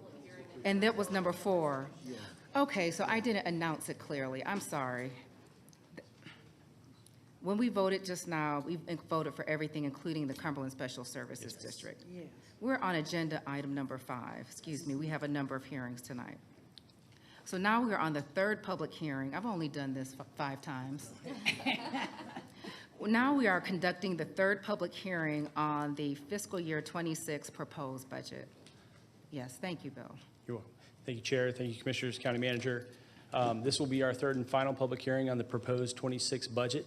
And as Mr. Tessar stated, this is based on the millage rate in which that you just approved. And as a part of that, we always look at a growth factor into the digest. So this is something when we talk about the rollback rate each year, we're already planning to have a sustainable millage rate. So that is part of what you're considering tonight when we talk about budget. Now, where you have that flexibility, just like we had in the fire fund, if it outperforms those projections, that's where the board has that flexibility and discussion of what we want to do with the millage rate, as we saw with the possible reduction. So what we're saying with this budget is the general fund is proposed at 8.46 mils. The fire fund is proposed at 2.97 mils. And we do assume a growth rate in the digest. Now, again, if the growth rate outperforms that, those are the conversations where we say, okay, it is now going to exceed what you're adopted, and have we not had a bunch of impact items via an agenda that would change what we've adopted, or regular agenda items that would change what we adopted, that's when we would have that kind of consideration to say, what could we do with the millage rate and where do we want to go? So I just want to start that before we do the presentation. And just to clarify again, if any of that was not distilled, the concerns about the millage, if you want us to change it for next year, this would be the time to do that, is our discussion about the budget going forward, because remember, the millage is retroactive to cover past year expenses. So if we modify how we plan to expend funds moving forward, that gives us that wiggle room to modify the millage that we'll vote on next year. And that's especially key for those that I see every year at these hearings. So you do have an opportunity to impact that millage as you look forward in how we're budgeting. That's clear. And Chairwoman, I do want to add one other point to that. So just as we do agenda items that can increase the budget, there's always the opportunity to do agenda items after budget adoption that could decrease the budget. So I just want to put that out there, that is an option. That's fair. Okay? That's fair. All right, so with that, I'm going to hit some highlights here. This is, I promised a condensed presentation since we've run through this several times, but I do want to make sure I address any concerns that the board has. As we walk through this presentation, we've had over 290 positions requested when we presented back to you in March. We are going to fund 4 positions in this proposed budget, 2 within the fire fund and 2 within the water fund. The overall increase is $48 million. Now, when we originally presented this, it was 49. Now, as Mr. Tessar stated, we did and just now approved a reduction to the fire. That did reduce it from 49 to 48 million. And that is where we stand today, and that is where we've been on the last 2 public hearings. Okay, so this is our most simplified version of the budget. This is what we call our reader-friendly version of this. The details are much more overwhelming, but I do want to walk through this because this totals how we got to the 48 million in the most simplified way we can. Of the 48 million, 11.4 was in the water fund, okay? And that was related to water purchases, chemicals, sludge handling, electricity, and gas. So again, no expansion of operation, just rise in costs. The biggest of those is water purchases, which we purchase our water from the Water Authority, which does have built-in rate increases. So to adjust the budget to be in line with those rate increases, we did have to increase our budget here.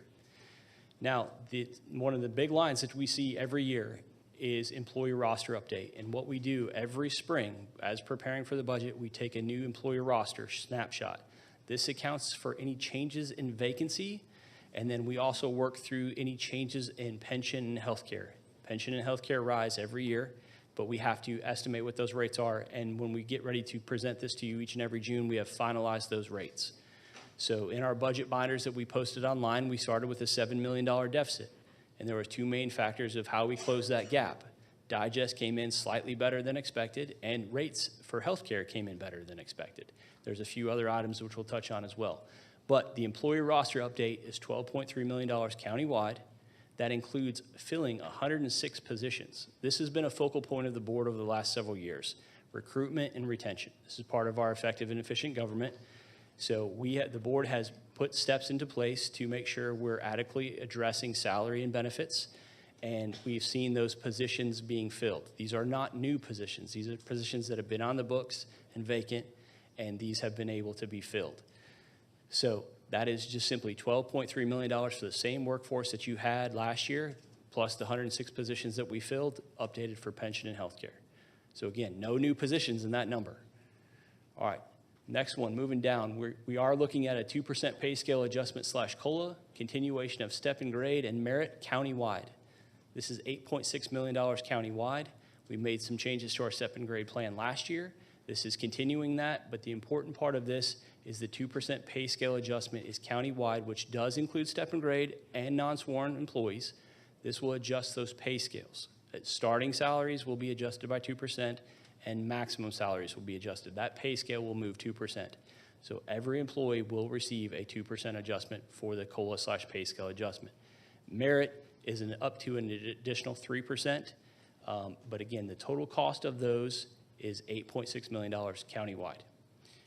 Okay, and Mr. Tessar did touch on this, but we did say we are reducing the fire fund millage by 0.02. That is $1 million reduction. Despite that reduction, we are still increasing fire's contingency by $4.1 million.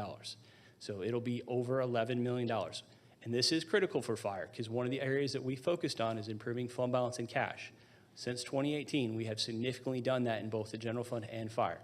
So we are just looking to slow that growth. We are not looking to stop that growth, just slow that growth. Okay, then moving down the list, we have our claims fund. This is where all of our healthcare payments, workers' comp, and insurance reside. So anytime we make a payment for an employee's health care, or we buy insurance, or we have a workers' comp item, that's where these are paid out of. Every fund pays into those. So if I'm an employee and I'm in the general fund, a part of my salary allocation is going to go to fund that. The county matches that or funds that into those claims funds to make sure that when I have health care needs, that they are funded out of those claims funds. But with that being said, healthcare, again, rises every year. Cost of insurance rises every year. So we do see that going up a little over, just under $6 million. And then one of the new items that we have for this year, and we do this about every 2 to 3 years, is we update our indirect cost allocation. And the reason that is important, that is part of our government required accounting standards, is that if I live in the general fund or I live outside of the general fund, for example, I'm going to use water. If finance cuts you a paycheck, there's a cost to that paycheck.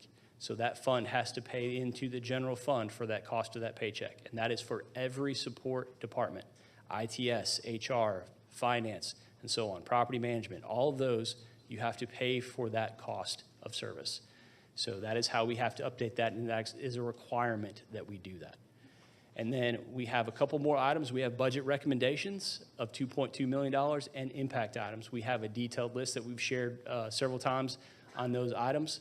But one point of note is the impact items. Those are board-approved agenda items that automatically impact or increase the budget for the following year. It is 2.3. Last year, that was over $16 million. So this is something the board has taken some very good steps on this year, and we've really minimized the increase there. And these are basically contracts. So we can walk through those if you'd like, but these are contract increases for services that we provide.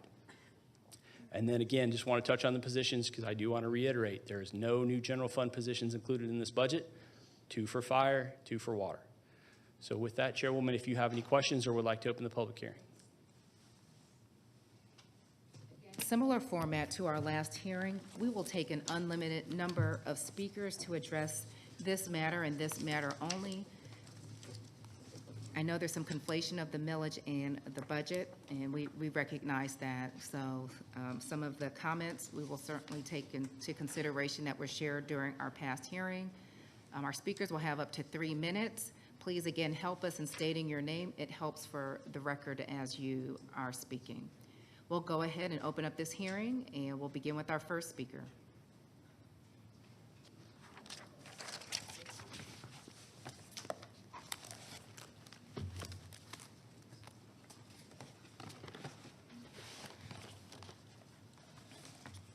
Donald Barth. Every year we come up here and we talk about the budget. All I hear is blah, blah, blah. That's what it means to me.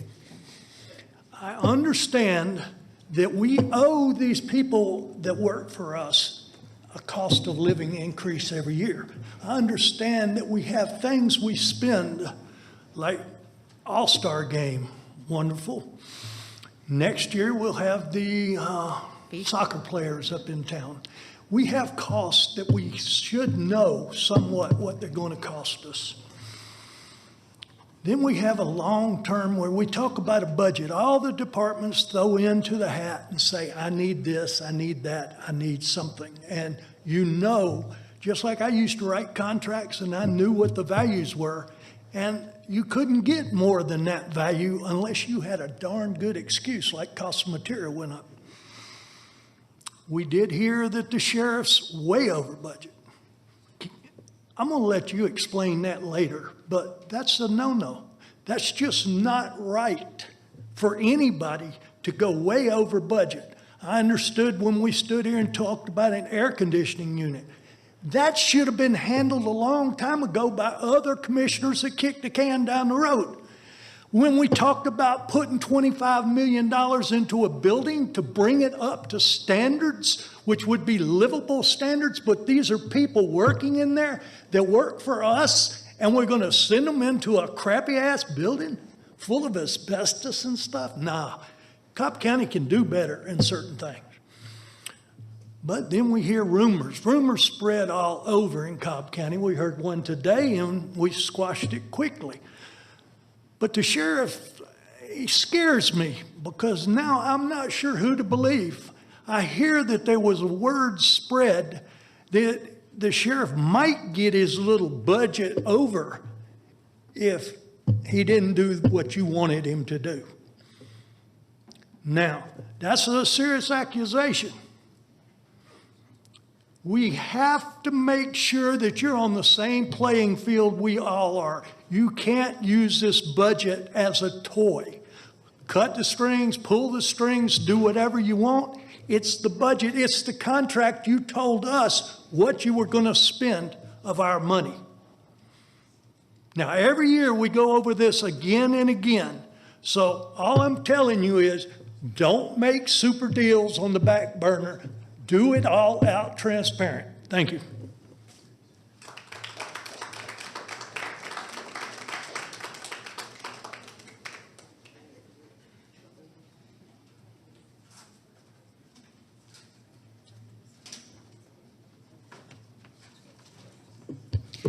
Leslie Davis. I just wanted to put a face to your constituents that a lot of us, I've been working for the same small, under 10 people company for the last 20 years. And we cut every expense we can. Like, I have the same office chair that I've had for 20 years, and my computer is 16 years old. And even with all of that, my employer has not been able to afford to give us raises. Like, I'm talking $0, not cost of living, zero. I don't get employer-provided health care. I don't get a pension plan, like none of that. So I just want to remind you when you're looking over the budget that you are asking people like me who don't get all that to pony up the money, more and more money every year for all of those things that we ourselves don't get. Also, I do have concerns also about the consultants and the fancy dinners that go in the budget.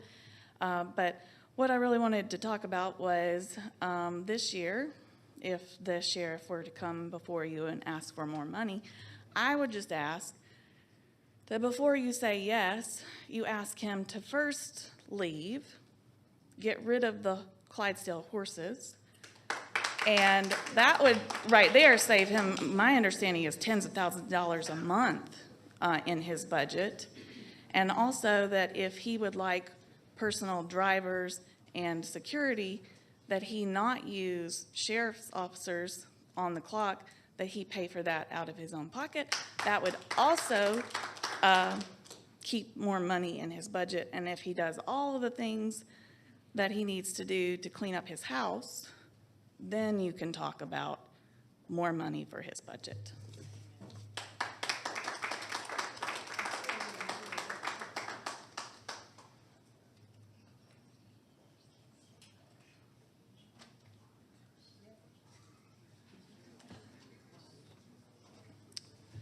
My name's Craig Harfoot. The millage rate, it was a given you had to do it because of what he just said. You're factoring in, oh, it's going to grow.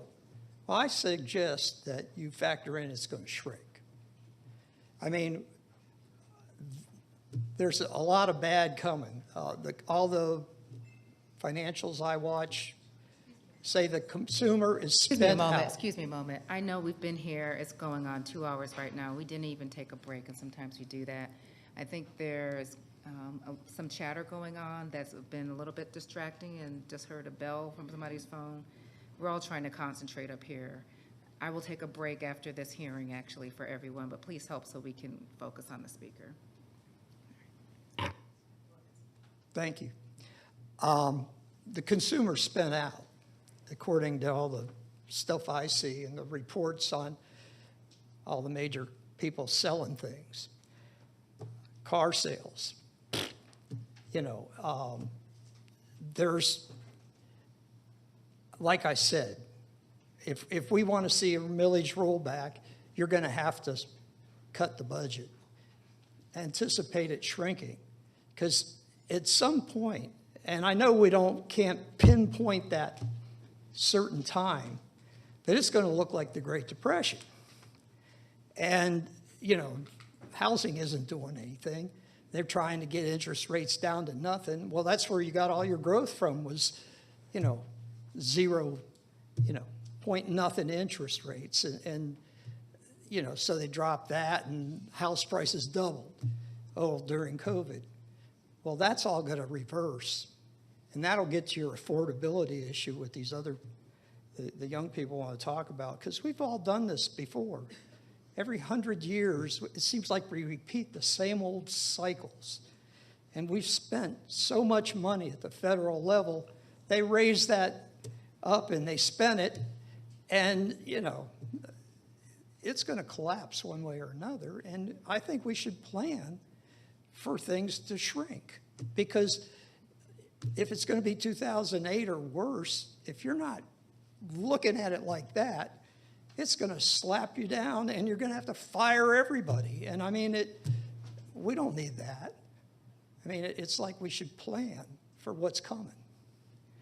And like the sheriff's thing, the air conditioning, I was telling them, that cooling system, the new refrigerants and all that, they're all made offshore. There's going to be tariffs on them. All this stuff's going to get real expensive, and it's not going to last. It's just like my 30-year-old refrigerator. I don't want to get rid of it because I know if I buy a new one, it ain't going to last 8 years. And I mean, that's what you're up against when you're looking at improvements for all your county facilities. HVAC is, all the new stuff's just crap, and it isn't going to last. And I want to thank you, and just please plan for the worst, hope for the best.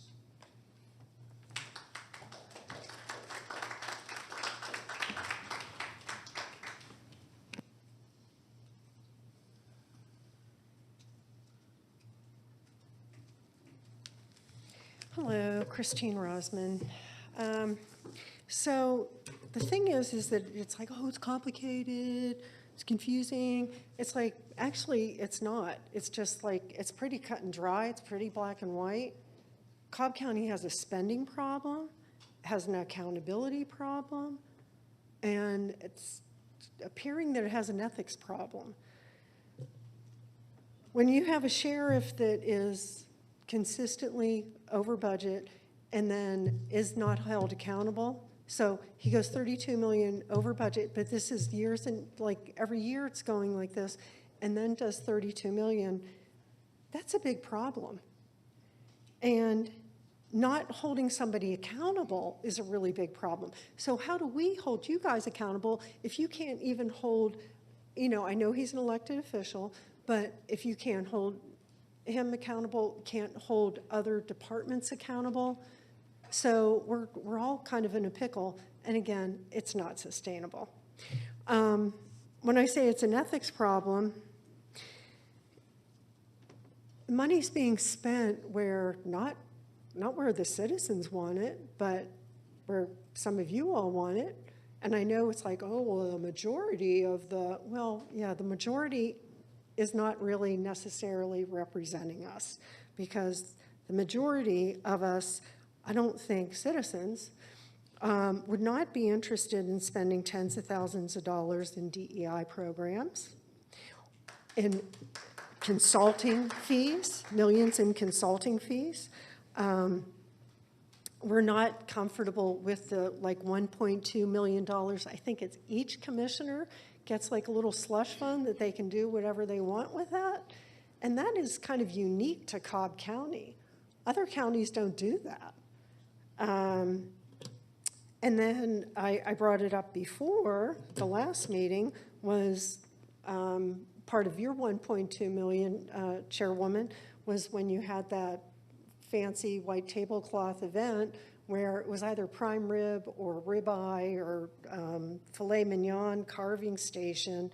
And I'm like, this is like better than any wedding I've been to, this spread. And is that good use of our tax dollars? Especially when people are reining it in. When you guys aren't reining it in, it's kind of like, you know, flicking your nose to us, or, well, something even worse. And whenever everybody else is kind of reining it in, and then we are investing, subsidizing the Braves, multi-billion-dollar company, and then we're eating peanut butter sandwiches. So, thank you.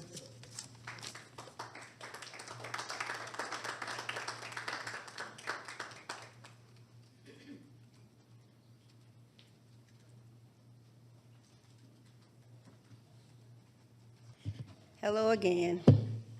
Aren't you guys tired of hearing about DEI? I know I am. And why is it that 7 years ago you didn't hear anything about the sheriff's office? And now all of a sudden, every meeting we're hearing about the sheriff, who's cleaning up the things that was left behind when he came into office. I mean, Craig Owens is a good person. He's a good sheriff. And, you know, to continue to beat him over the head about a budget that he implemented to try and clean up some stuff that he inherited, I think is unfair to him. But anyway, that's not why I came up, but I just couldn't let it go. A few years ago, you guys you took a vote on a cost of living increase for the county employees. And remember, you guys were calling it a minimum wage, and I told you guys should have really said living wage, because there's a difference between a living wage and a minimum wage. I've talked to some county employees who have said that they did not get that raise. So when I look at your budget on the screen and I see a 2% across the board raise for all county employees, I would love to make sure that those county employees got that raise, because we have some county employees that work hard. We have some people, especially in DOT, you know, some people may not see them, but I do. I see them out, you know, cleaning the streets, cleaning the right-of-ways, cutting back the trees. And some of them I've talked to say, hey, how much are you making an hour? And, you know, I said, are you making at least $10 an hour? And they'll smile and never answer me, but I know, you know, that it's probably a little bit less than that. So when you implement this budget, you know, I would want you to make sure that these county employees get the money because they deserve it. And speaking as somebody who was a state employee and we didn't get a raise for 8 years, I mean, and it happens. I mean, it took Brian Kemp to come in and break the mold and to give people back the money that they righteously deserve. So I'm never going to speak against any type of raises that's going to go to people in order for them to do their job. Thank you.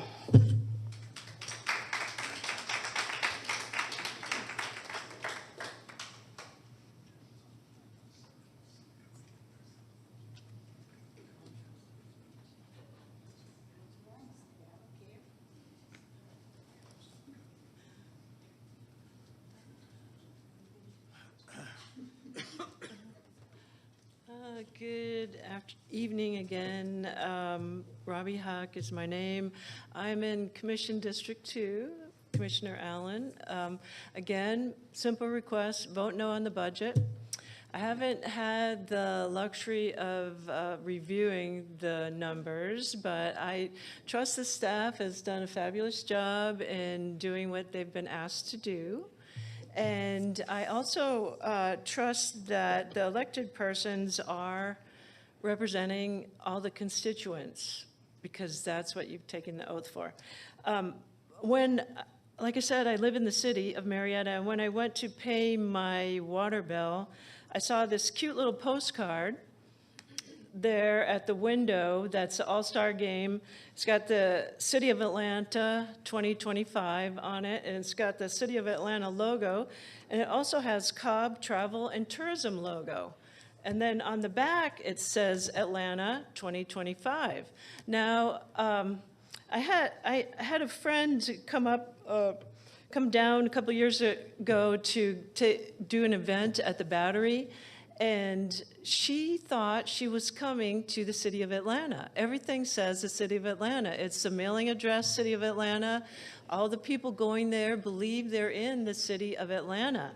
So I have a huge question on what would be the return on all 700,000 plus of us who pitched in so we could get Cobb Travel and Tourism on this postcard. What could we possibly get as a return? The visitors think they're in Atlanta, and anybody who would rent our stadium all they want to know is who to talk to and how much. So I would say, not having looked at the budget, but just out of the air, I would say we don't need a Department of Travel and Tourism in Cobb County. Everybody they support already has their own publicist. Why are we paying for it again? We'll get nothing from whatever we pitched in for this. We will get nothing in return. So vote no on the budget. Thank you.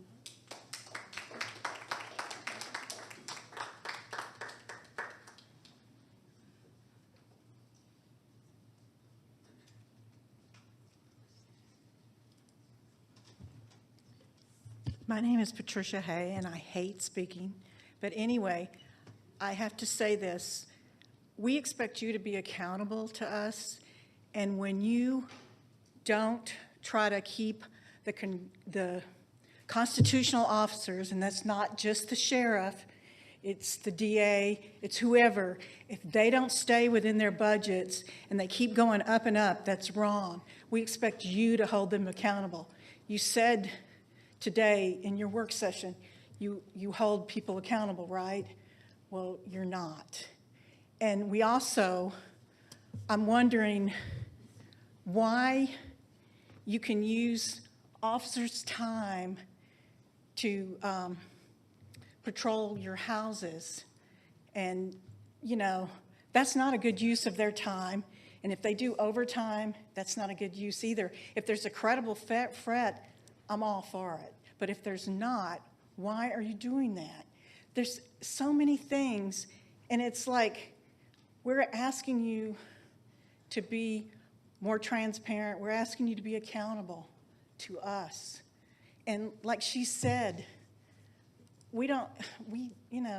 she doesn't get all these benefits that the county workers get, but yet she's expected to pay the bill. So I just want to say, be accountable to us. Try to cut the budget. I mean, there's so many, it's so complicated, we don't even know what all you're doing. So I'm just begging you to be accountable to us, money-wise and everything else. Thank you.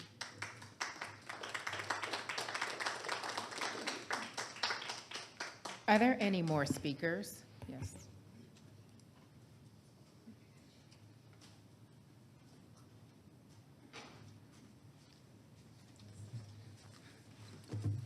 Good evening, everyone. I believe we're broadcasting Excuse me, I'm live sorry. right now. Please state your Oh, name yeah, for the sorry. record. My name is Matt Segal. I live in District 1. And I do believe that we are currently using technology to live broadcast right now for everyone to witness this on YouTube. So I just want to thank all of you on the commission for continuing to use that technology.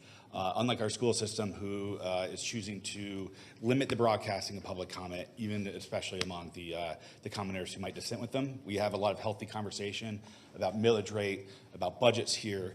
The A plus B plus C has to equal the X plus Y plus Z. There's a lot of just moving parts and all of that. It's messy. There's back and forth. Yes. It's good public discourse, and the fact that we continue to shine a light on that to let everyone see whether it's in agreement or in opposition. I think it's good for the public discourse and good for democracy, and I do want to thank all of the commission and the county staff and everyone who makes sure that we do present all of these public comments live to the world and for them to be witnessed. With that said, budget, millage rate, they're so interlinked, they're so intertwined, they're complex, they impact us all. There's a level of trust that's involved there, transparency that's required. In all of that, I do think that we miss some of the conversation in this, in that how much our land use actually impacts our budget, our millage rate, our funding, our tax revenues, all of that stuff. And when we look at public service, which always will have some type of cost, and we look at it line by line what those public services are and their costs. Then we look at how much. After we look at how much they cost, it's a level of either low taxes or and we typically want to try to maintain low density. But the numbers don't add up when we try to have low density and low taxes and maintaining good public service.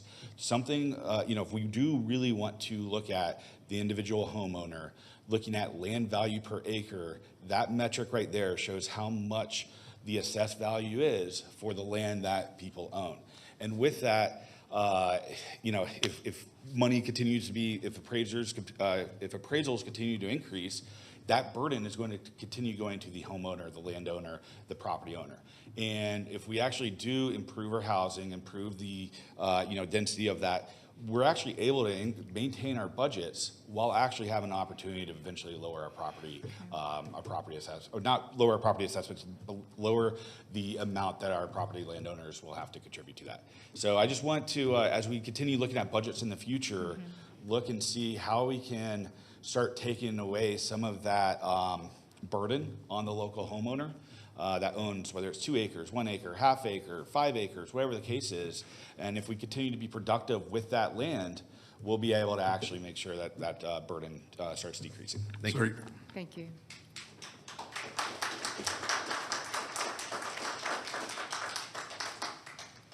We'll take our next speaker.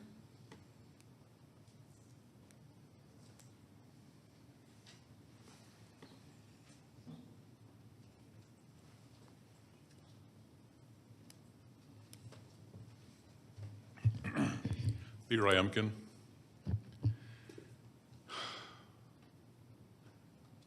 I am really disappointed that there are 2 departments in our Cobb County system that have not been addressed specifically. These 2 departments are involved in life and death matters for themselves individually and for every citizen in this county. The police department and fire department. I know there's a fire fund, separate. I don't believe in my neighborhood, we had, in the last 3 months, 3 or 4 emergency calls that required medical assistance, and the fire department had people there in a matter of minutes. Minutes.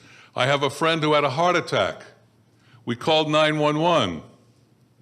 After we called in the 911, I drove to the person's house. It took me about 10 minutes to get there. Fire was already there in his home, taking measurements. Life and death matters, individually and for the citizens. I would like to propose that matters involving contingency funds, you have no idea how much contingency funds are going to be needed. You have no idea how many medical demands, how many criminal demands are going to be made this year, next year, or the following year. To say there's a $4 million contingency fund for the fire, that doesn't make any sense at all. It has to be completely open. Whatever they require to provide the safety for us and themselves needs to be paid for. It shouldn't be shown as a fixed number in a budget. Salaries for the police, salaries for fire need to be handled differently than every other employee in this county. They risk their lives every single day and night, 24/7. 24 hours a day, 7 days a week, 365 days every single year. What other employee is required to do that? Any of us required to do that? Nobody. So I would like, next time we have a meeting about budget, that they are considered separately from everything else. Police and fire, separately with respect to salary increases, with respect to equipment requirements, with respect to training requirements, with respect to contingency funds that are wide open, not fixed in the budget at all. Mr. Rimkin, your time's up. Thank you.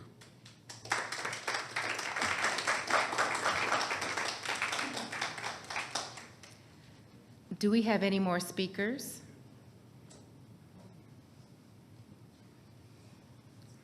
Okay, we will go ahead and close the hearing, and again, we'll go down the dais to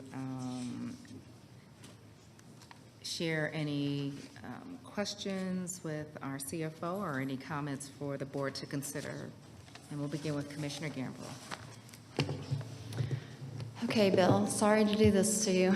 That's okay. That's what I'm here for. But several years ago, we took Cobb Travel and Tourism and their $2.6 million payment out of the $3 a night hotel motel fee and ended up making it a straight line item from the budget. Correct? That is correct. So essentially, we are now paying this organization $2.6 million for what? They do not send us any information on what they're going to do.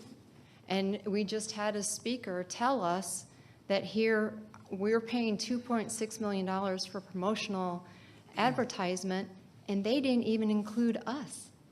Yet we pay $2.6 million a year to this organization for them to advertise and promote Cobb County.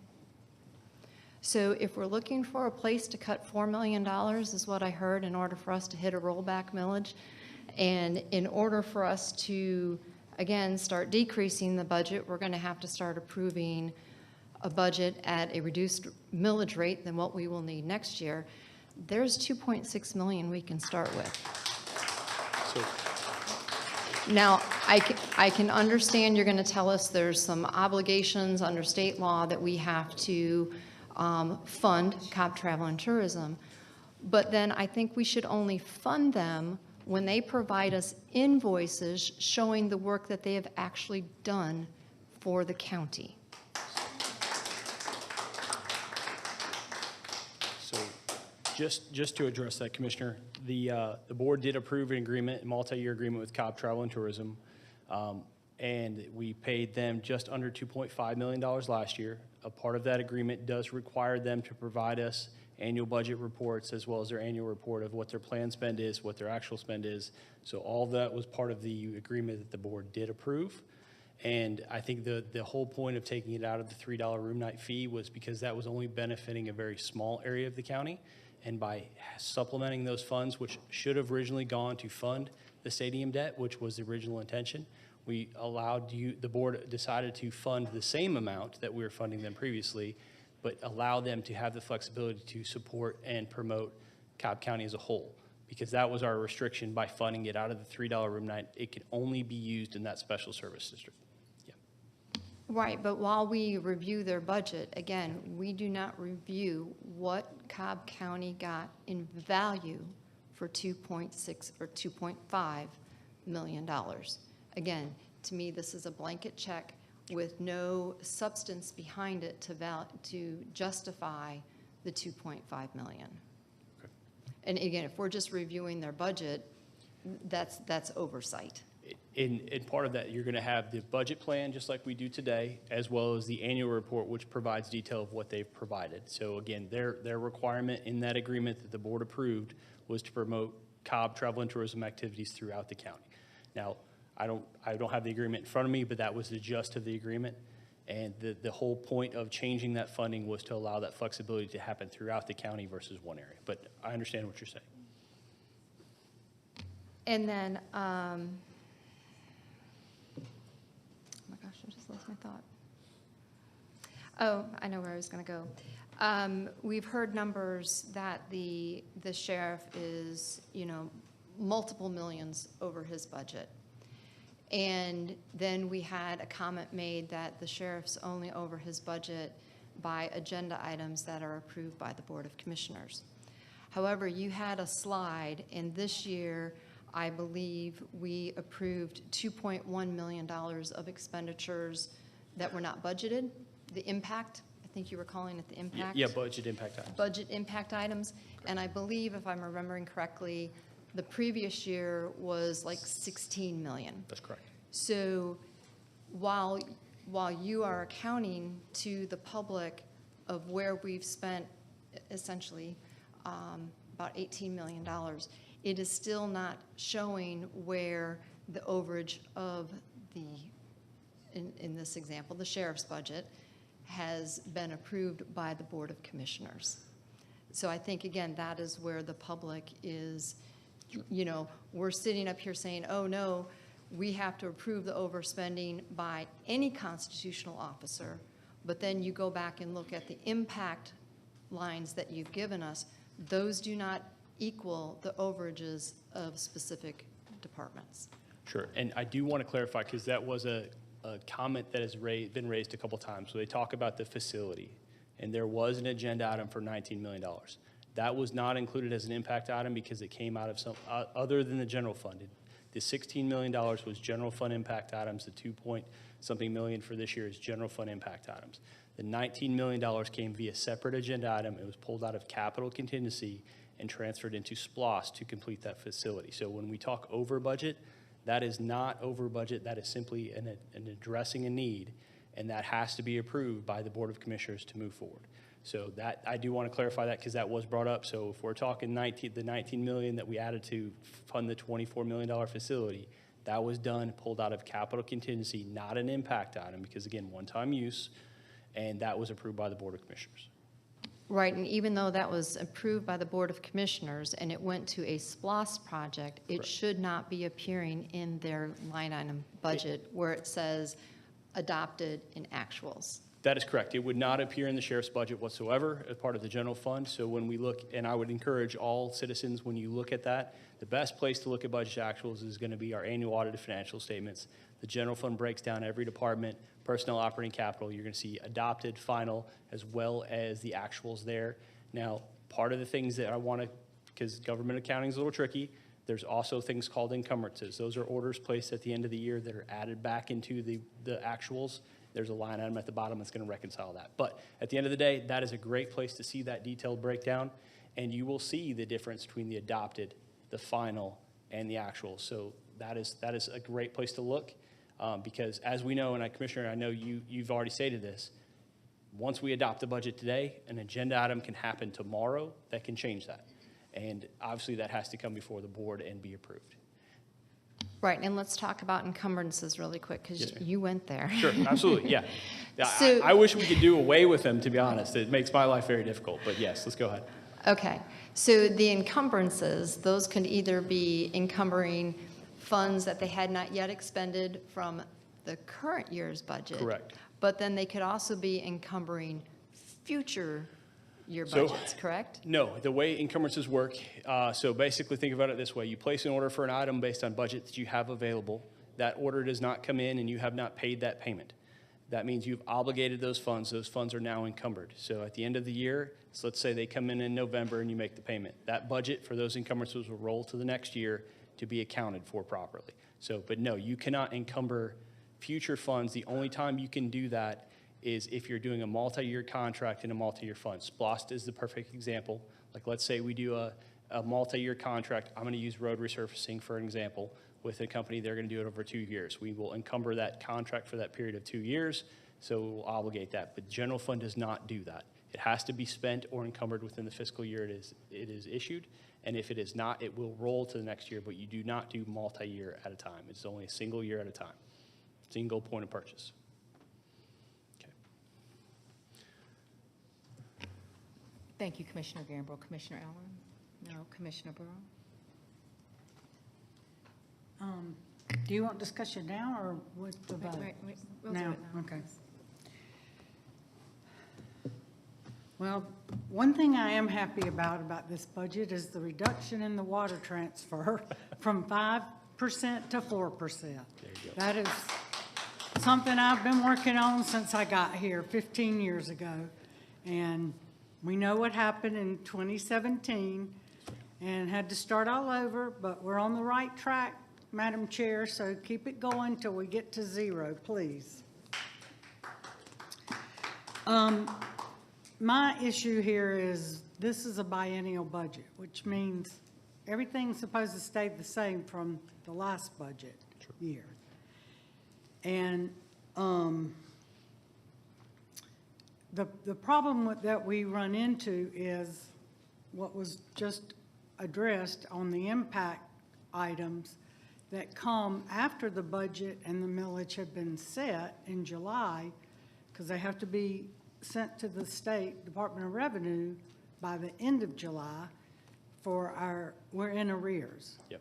Like the chairwoman said, the millage is retroactive and it's got to pay for the 25 budget. But this is the 26 budget. So we're already behind. And the things that come to us after this budget is approved, which is an increase, and they get approval, then we have to cover it in the next budget. Yep. And millage. So I understand that as far as the things, the stepping grade, the health care, pension, the things that are reoccurring year after year that we have to pay for and have to cover. I get that. But there are other things that come to us after the budget and millage have been set that get approved as well and put us in this hole. So, Cobb used to be the county that everybody looked up to, the model county in the whole state. We used to do, our slogan was, we do more with less. And that's not how I see it right now.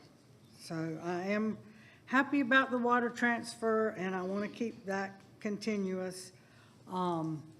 And I do not, as I said, do not support reducing the fire fund, even though they've got 11 million in contingency.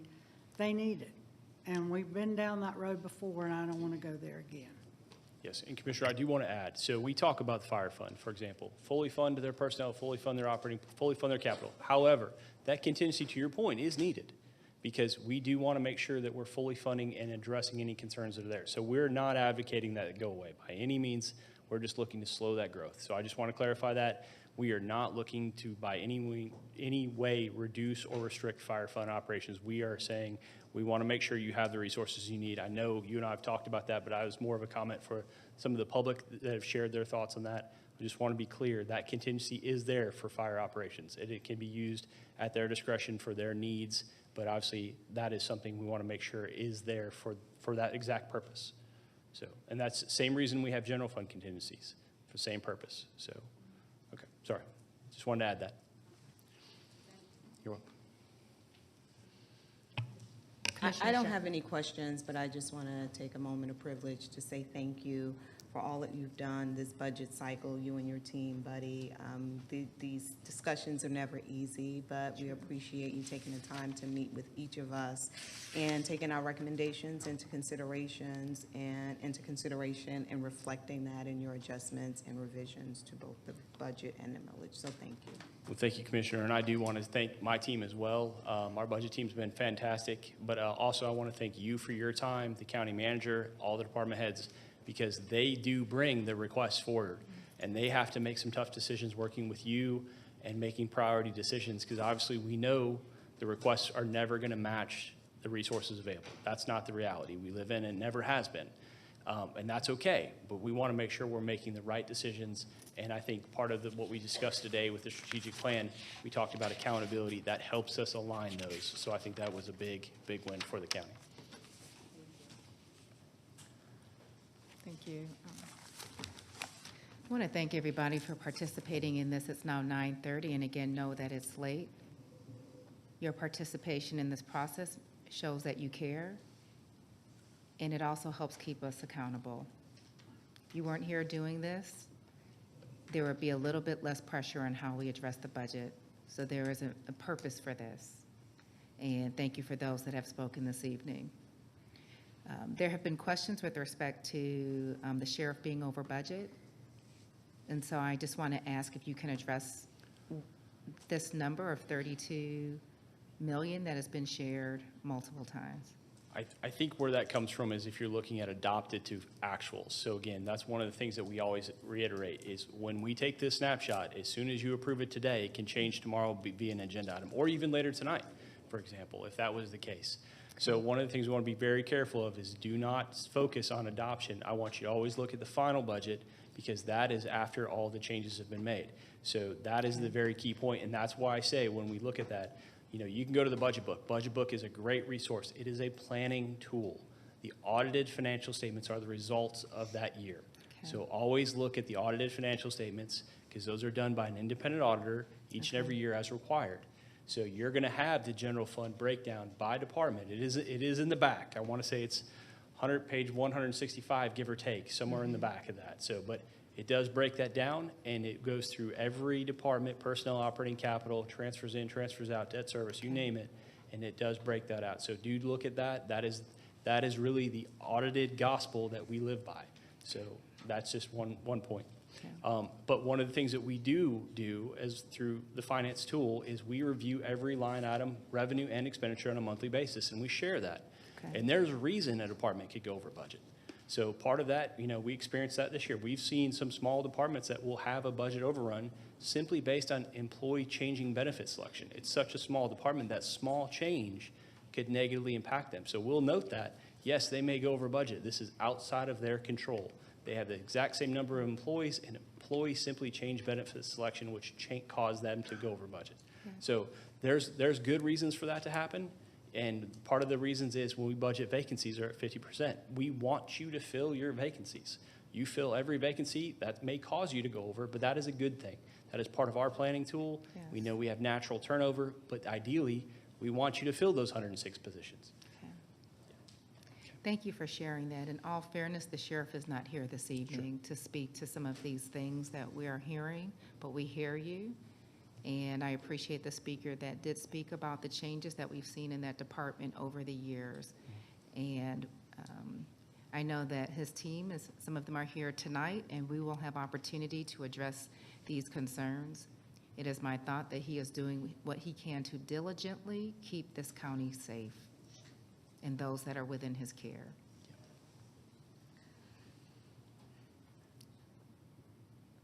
Again, Ms. Davis, your name continues to jump out at me, and my heart is with you to have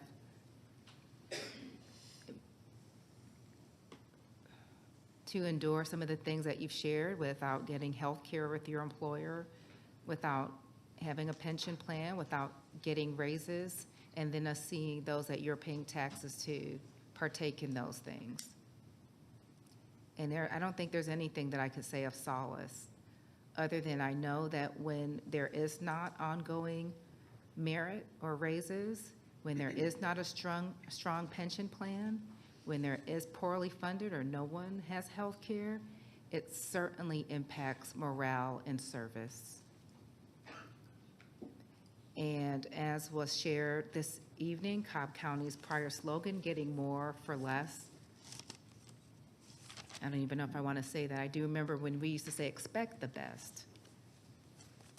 But it's hard to expect it when you're not paying people commensurate to that level of expectation of service.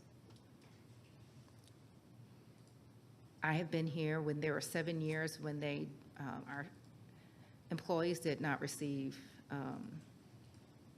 merit, including police and fire. It was not a good time. Because of those hardships, as a chair, I've committed that we do this every year. That's my commitment. And to another speaker's point, I did it also in committing to raise what I heard when I came in and some employees being paid less than $10 an hour. And you're right, we did not increase it to a living wage because there's an academic study that shows that Cobb County's living wage back in 2021 was $25 an hour. But we did raise it from pay that I heard was under 10, and our minimum wage here is 17 an hour.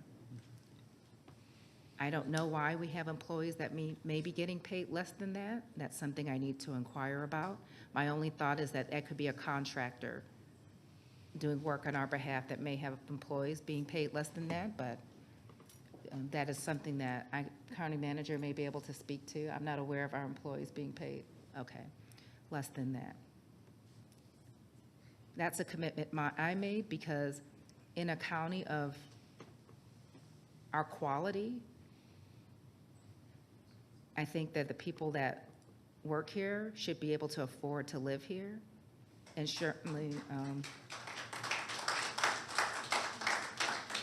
shouldn't be dissuaded from serving their best here. I'm skipping around here because on the subject matter of pay, there was question about police and fire and them deserving to be treated differently when it comes to pay, and I can assure you that they are. Our sworn officers are paid through a step-and grade system to ensure that they never have to endure what they endured when I was a commissioner and not have merit every day, considering what they sacrificed every day. Last week, I went to a gym in my neighborhood, and when I walked in, somebody was suffering a medical emergency. And fire and emergency response came very quickly, but every second seemed so much more. And I can't tell you the relief that we had once our first responders entered the door.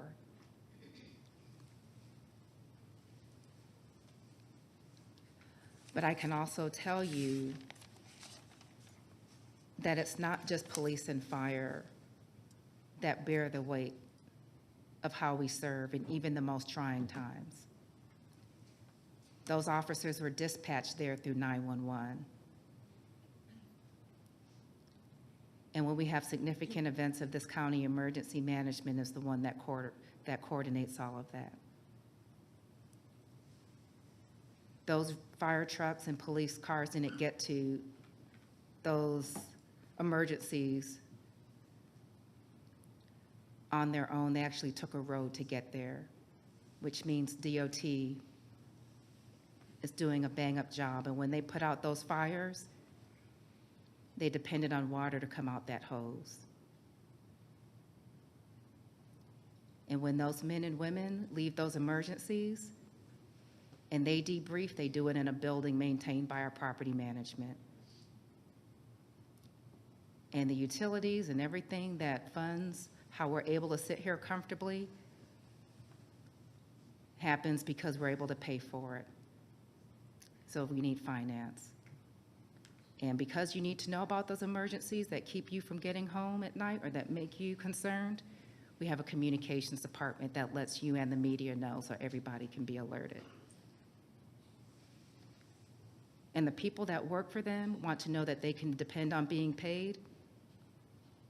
So we have a hell of a HR team that makes sure that happens. And when our citizens have concerns and they feel as if any one of those services aren't providing for them, these commissioners are here responding to those individual complaints and their team here for 700,000 people. We don't know enough unless you've lived the life of somebody who's in public services. We don't know the sacrifice. I can only imagine. But I do know everyone here contributes to the quality of life and the safety of this county, including public services, which has opportunity for there to be some level of vibrancy and pastime for our citizens. Our senior services, which helps to keep our emergencies low for our older population.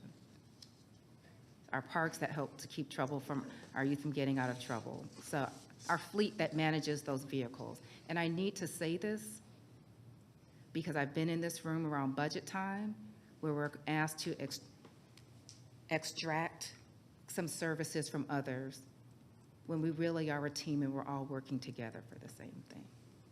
But I know, again, our first responders have a unique burden, and that is why we pay for them differently.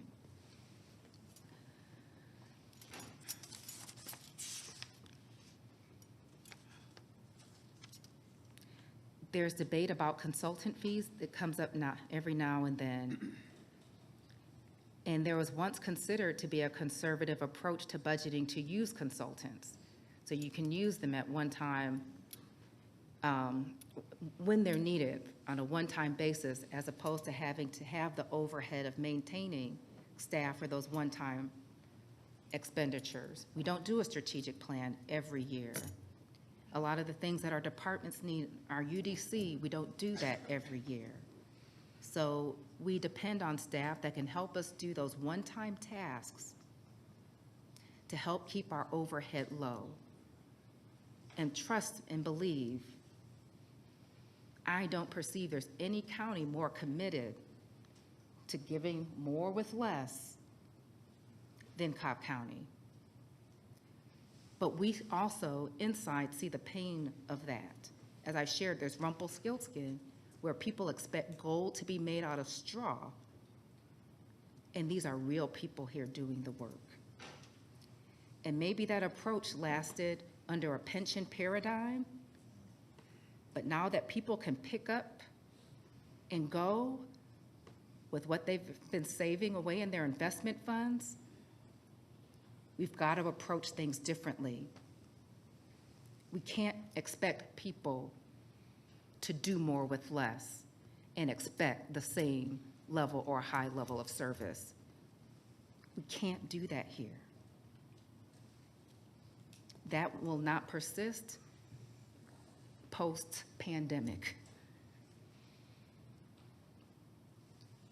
Some of the things that were shared, us filling our vacancies will cause us to go over budget because our budget department said we're only funded at 50%. So every time we hire someone to help spread the load of serving you the best we can, we risk going over budget. No, we don't risk, we do go over the budget.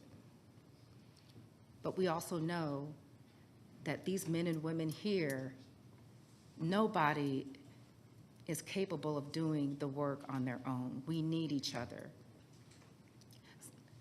There are comments made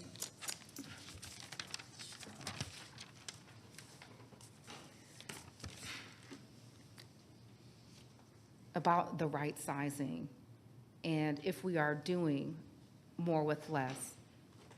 And I ask anyone, and I've shared this the last time we talked about the budget, please help us. I like learning and benchmarking from others. Find me another county of this size and the same quality of service that's doing it better. Find me one. Let's go on a road trip. Find me one.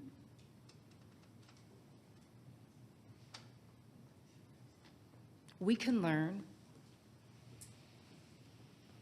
There's probably other ways we can do this, but help us if you don't perceive that we are doing it well enough.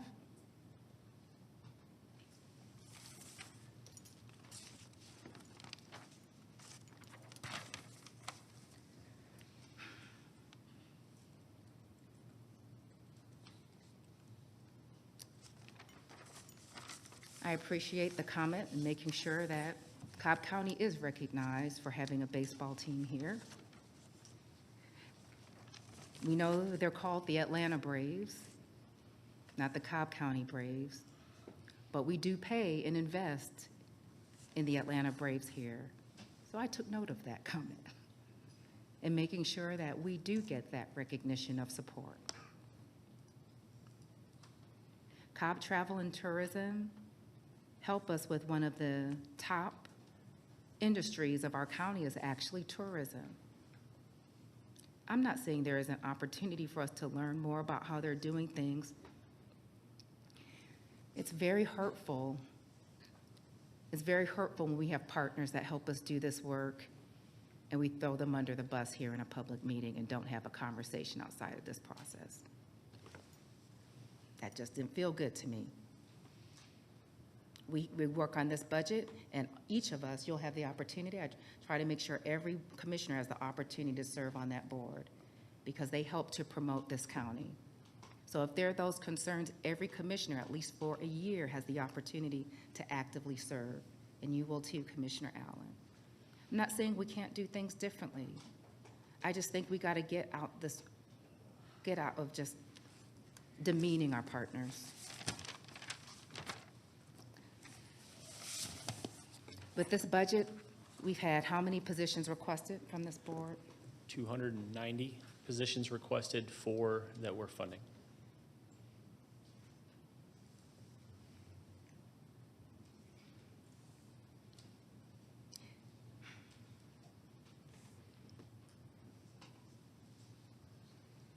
Our challenge is for the men and women that serve diligently of this county is to know that they have position requests and operational requests that continue to go unmet every year, that they deem is necessary to serve you.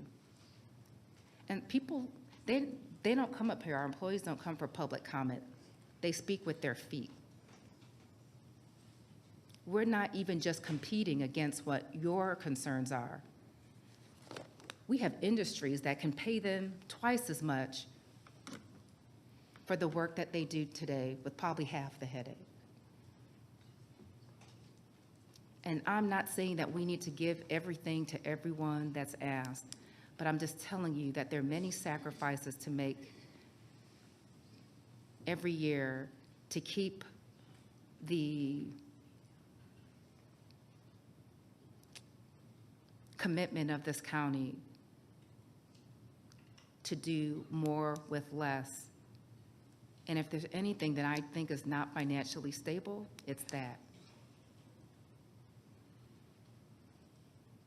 It may help for the short run, but it doesn't work for the long run. And I know when we cut the millage, God rest his soul, with Chairman Lee, we came back and raised the millage 2 mills. Every cut we make, as someone said, for us to make the expenditure in the sheriff's office, there's a bill that will come due. And the thing is, do we spread this cost out year by year, or do we put it on another board? And I would ask that there please be a quorum on this board to help us do right every year, to move this county along within the limited circumstances that we have, to do the best we can do to serve, and I truly believe with all the considerations we've had since November of last year, we are doing the best we can with this budget under these circumstances. Not saying we can't do better, but for under the circumstances today, I believe this is the best budget being put forward. And I'm going to make a motion, a proper motion. Let me find the right agenda. I got you. If you can read that.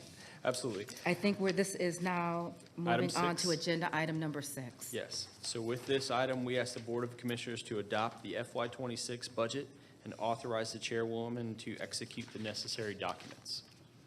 I will move that we approve this budget as it has been presented. Second. Is there any more discussion? Commissioner Allen. So I'll be brief, but budgets are very complex. And I know in the legislature, I voted on a couple of budgets, and you'd never get 100% of what you want. But at the end of the day, it's the responsibility of this board to govern. I've only been here 2 months, and there are a lot of things that I think could be better. And I'm committed to working tirelessly over the next couple of months to get ready for the next biennial budget to make sure that we can find those things. And as the chairwoman said, if there are others that are doing it better, we need to learn from it. I can tell you, been on both sides of these processes now, I think we have a much better process, a much more transparent process, but there's still improvements that could be made.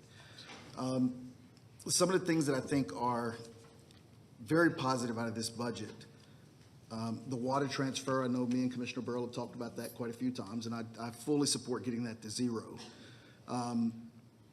Also, the 1.2 million that each commissioner had, that is not in this budget. That is correct. Thank you. Nor does it need to be. Well, at least the 200,000 I know is what's, the other we can talk about later, but neither of those are in this budget. That is correct. Well, you can talk after.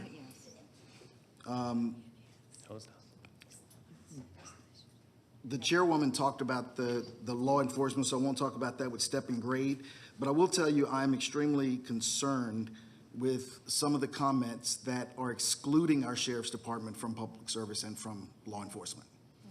We're almost separating that because of either comments or positions held even from this dais or in the public where we have tried to make that some type of a scapegoat, and I'm not sure why, because I know once again in my legislative days, we were grappling at the Capitol with Cobb County losing inmates at a clip of 2 to 3 a quarter, dying in the custody of the sheriff. That has not been the narrative. And if a little bit of overtime or other things can keep that from happening, I personally am appreciative of not having to look at those families and explain why they had a loved one die in custody. One of the negatives I do think is the lack of positions. Now, I understand why we're not doing it, but when you have our hardworking leadership, managers, directors, begging for more resources to do the work that they do to serve all of us, and our answer is no, that has to be frustrating. And I can tell you that a 2% increase does not compensate them for the stress that puts on them and the rest of their team. So to all of our employees, thank you. The last thing I'll say is, and I'm going to talk about the All-Star game and the staff and everything later, but I too agree and understand why there's frustration about the Atlanta name taking some precedent. But I will tell you, the tax dollars that I saw going around the Battery are going to come to Cobb County. Every baseball hat that was bought, every hot dog, every box of popcorn, that's not going to Atlanta. That's going to Cobb County. And we have to be realistic about that. And regardless of how anyone on this dais feels, I still believe that Cobb County is a model across this state and does things extremely well, and will always be the ire and the envy of the other 158 counties in this state. Thank you, Commissioner Allen. Commissioner Burrow. Commissioner Burrow, you had a comment when he was speaking? The 1.2 million, the 200,000, and then the discretionary Yes, Commissioner, I'll is not in this budget for '26. that is correct. But the 5 million, the 1 million for each commissioner comes as a separate agenda item.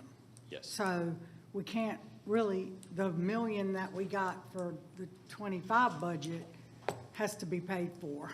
Yes, correct. This is just talking 26, and Commissioner Allen's correct. As a part of the concession and balancing process, the board decided to give up their 200,000 that they're each allocated Right. for a total of $1 million. And Commissioner, to your point, the $1 million that the board has gotten the last 2 years for capital, that was done via an agenda item separately, and that is only if resources allow. So typically how we've addressed that is if resources allow, we can bring an agenda item for capital, and that was where for the past 2 years, for both 23 and 24 fiscal years, we brought that agenda item and you are given $1 million to address capital concerns within your district.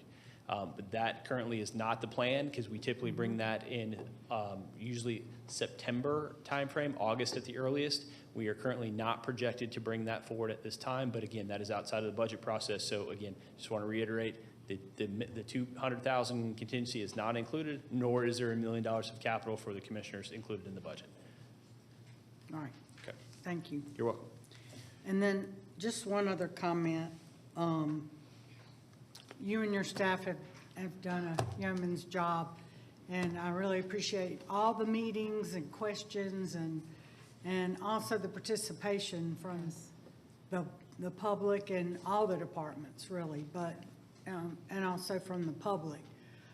But I haven't had a single email, phone call, or message of anyone that was in support of the millage or the budget, just for the record. Receive that comment. Are there any other comments? Yes, Commissioner Gamble. Bill, just for clarification and education purposes, I know the stadium was brought up, and the comment was made that every baseball cap and every burger that was sold Cobb County benefits. But let's talk how we benefit, because it's not the general fund. While the general fund does collect the liquor by the drink. Okay, liquor by the drink tax, that's only about $1 million a year, correct? Yes, that's correct. So where we see the benefit of the All-Star Game is not to the general fund, but will be to our SPLOST, because that is where the 1% sales tax comes into effect. It doesn't necessarily come in and reimburse the general fund for the expenses that the county had for the All-Star Game. Now, we did budget the $1.5 million for the All-Star Game, so we did budget for that. But as far as sitting here and saying that the Braves is a benefit when we're talking the general fund budget, that to me is not a truthful statement, because again, while the Braves do pay into the property tax, it is now this year that they've now contributed essentially enough to cover the payment that the county has to pay for our debt portion. Correct? So loading it right now, but just to kind of give you an idea, this previous spring we had a Braves update. This is the second year in a row that we've exceeded the debt service allocation, the debt service requirement. And yes, a part of that is property taxes paid by the Battery properties. But I do want to go back and touch on that. So you're correct, liquor by the drink flows directly into the general fund. SPLOST will be the primary beneficiary of the All-Star Game, without a doubt. Where we'll see an indirect general fund allocation and benefit is going to be through two sources. It's going to be hotel motel tax revenue, which is used to fund the stadium debt, which means that is less general fund dollars or that would be allocated. So you're going to generate even more of a profit next year as a result of that. The other part is also tied to hotel motel, but it's the $3 room night. So increased hotel stays will have a residual impact on the general fund indirectly. But yes, you're absolutely correct. The only direct source is liquor by the drink. The rest will be primary splost. But those are big splost dollars, as we talked about. We visited that a few years ago when we had the pandemic and we had no ball games. We saw the impact on splost dollars. Yes, splost was still strong, but we could clearly see the reduction in the sales tax revenue that the county received for not having the ticket sales from the games, the merchandise sale, the hot dogs, and so on. So those do have an impact, and those are critical because that is our primary funds to address capital throughout the county. So going back to hotel, motel, and the rooms. Yes. The $3 a night, I think at one time we were capped at 3.6 million, and essentially that was taking the number of rooms times 365 times $3. True. So that number is kind of a fixed revenue. Now, granted, the question becomes, were we fuller than we would have not been if the game hadn't been here? I find it interesting that the All-Star game was also going on during our softball tournament that we have in the county every time at this time of year. So the rooms, the hotels were already at capacity then. So again, it's an opportunity cost. So that'll be something that we'll definitely want to evaluate. So when we get through next year, we'll provide the board with the update. So kind of give you an idea. The $3 room night generated $3.9 million in '24. So that would be a good benchmark to say, okay, how was that impacted? But we do know that hotel motel tax is an 8% tax based on the room rate, and room rates were going because of the premium situation of, hey, we need these rooms. They were going at higher rates. We also saw that a few years ago during the Super Bowl. So we did see that spike for those events. Now, Super Bowl's a one-day event. Obviously, people come in and travel for multiple days. This was a long weekend into the next week. So it'll be very interesting to monitor that and see what that impact is. But that is something we're very excited about. But I know, as Commissioner Allen said, the big driver is splost. And that I know it's not general fund, but it is impactful to the county. Going to go to Borough. Okay, you want Eric? All right, she's conceding. Yeah, thank you. Well, and I just want to clarify, and I appreciate you saying for me to be educated, but my comment was specifically around Atlanta versus Cobb County and who gets the benefit. It wasn't about allocation of benefits, and this is where misinformation and things that get construed start a process. I want the public to be clear, my comments were not about value or whether or not the All-Star game paid for itself. I was simply addressing the logo of Atlanta on a flyer and that Atlanta was not getting that benefit, and every hot dog that was sold, Cobb County got the benefit, not Atlanta. So we have to be very clear because words matter.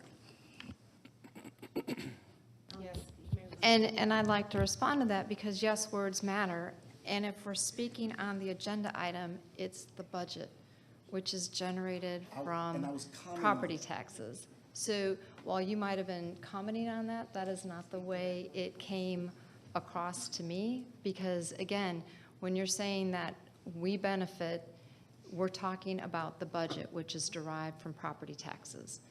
The taxpayers do not benefit from a hot dog being sold or a hat being bought. Yes, they benefit in a SPLOST project, but as we are now learning, every single SPLOST project that we build has another cost that they are then responsible for bearing the burden of, which, and again, I know that's another rabbit hole to go down that we haven't necessarily budgeted for in the past.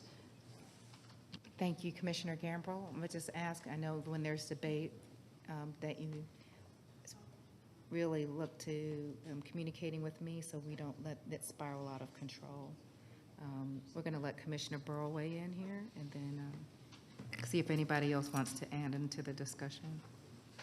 You kind of covered this as far as the report that we had a few months ago on the Braves and the update. Yes, ma'am. And the debt Yes, gone, and that we're way over that now. And I get what Commissioner Gambrell is saying with the sales being sales tax and SPLOST driven. But you have to look at all those properties in the Battery are paying property tax, and that is increasing our general fund Yes. revenue. And the other thing about this, first of all, there's online and social media and even a comment tonight that the Braves are costing us $15 million a year. I don't know where that's coming from because they're producing revenue, not costing us money. But the other thing people need to look at with regards to the Braves is not just what they do in the communities like the Ryan Park, the Chipper Jones Fields, and the improvements they make and donations and contributions, partnerships, which was in that report. But also the schools are getting $14 million a year just in SPLOST money and property tax from they get the taxes on the Battery, the stores, the restaurants, the hotels, everything else. And they have nothing invested in the bonds or the debt. So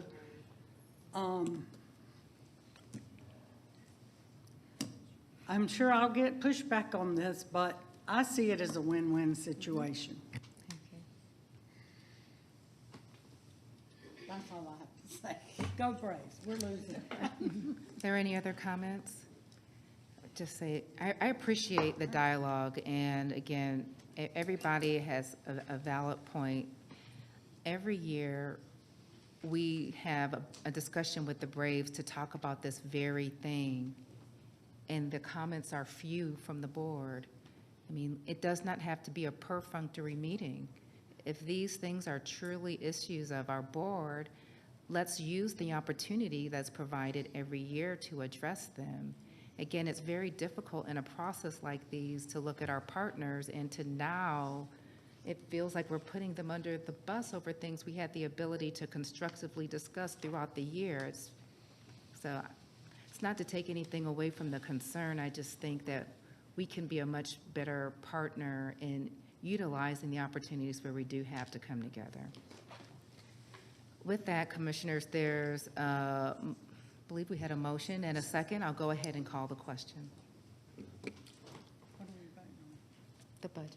I thought we already did. We've been here for a long time.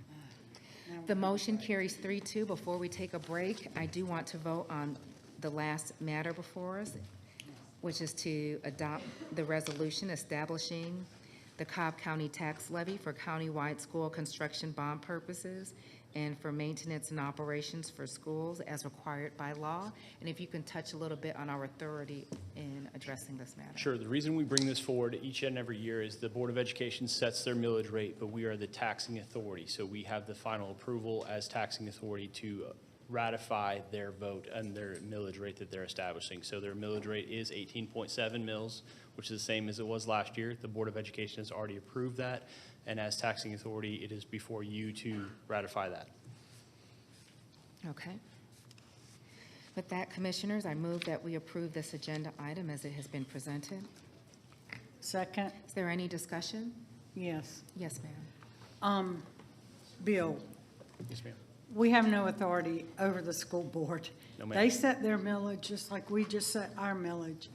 And all we are doing, because the tax commissioner, the Cobb County Tax Commissioner, Carla Jackson, does the collection for them, we have to ratify it. That's We're correct. not approving or denying it. We're just ratifying it because it has to go to the state, just like our millage and has to go to the state. That is correct. Thank you. Any other comments or questions? Okay, we'll call the question. The motion carries 5-0. Thank you, finance staff, for getting us through this process, as you have done stellarly each year. Thank you, commissioners, for all of your work also in getting us to today. Thank you, staff, for your participation in this budget process, and most importantly, our citizens who took the time to be here and weigh in on this. We have been meeting for past 3 hours and 4 minutes. Why don't we go ahead and take an 11-minute break and come back at 10:15. Thank you. Thank you.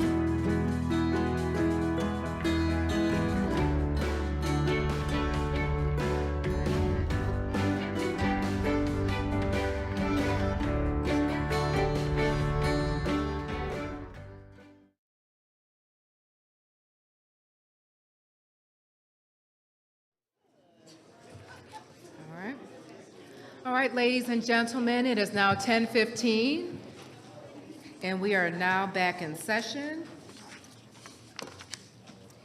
We have concluded the hearing portion and the millage budget portion of this meeting, and we are at our first public comment. Thank you, Chairwoman. As the board provides the podium for public comment, it's appropriate to review some of those related meeting rules. When you come for your public comment, please state your name, and if you're speaking on behalf of an organization. All comments should be made to the commission as a body and addressed through the chair. Public comment is not a dialogue with the board, but an opportunity for the speakers to provide their comments to the board. Comments should not be slanderous. The board encourages, regardless of the topic, for the audience to be respectful and courteous to all of the speakers. Everyone attending this meeting should give others the right to both listen and to be heard by treating each other with civility. Statements made during the public comments portion do not necessarily reflect the opinions of the board or the administration of Cobb County government. And there is a timer on the podium to keep track of your 3 minutes. The first speaker is Carter Ray.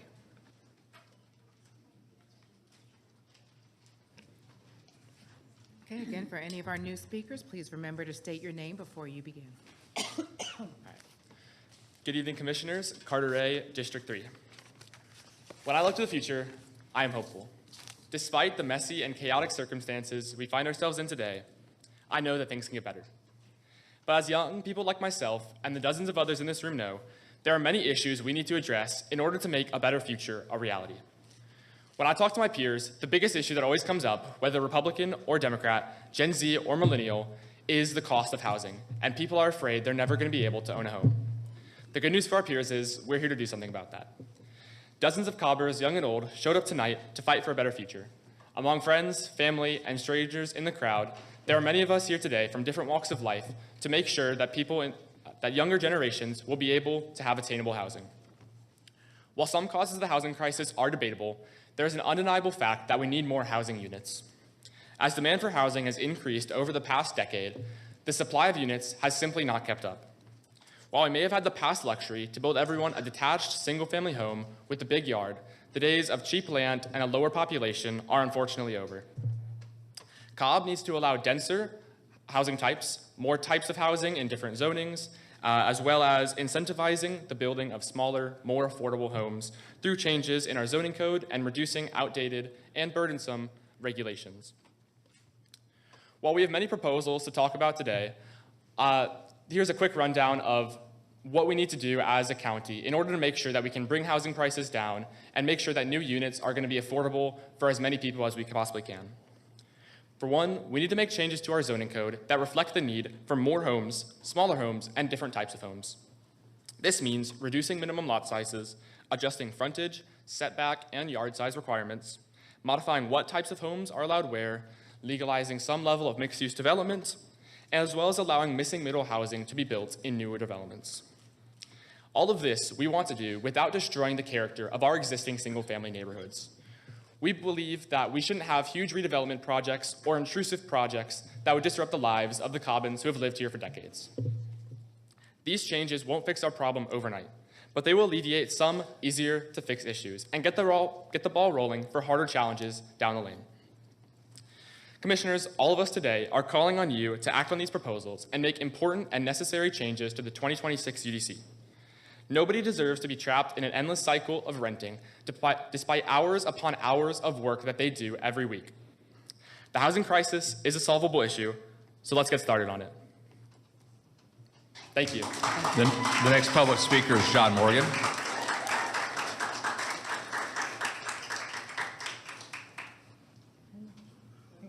Mr. Morgan, John Morgan.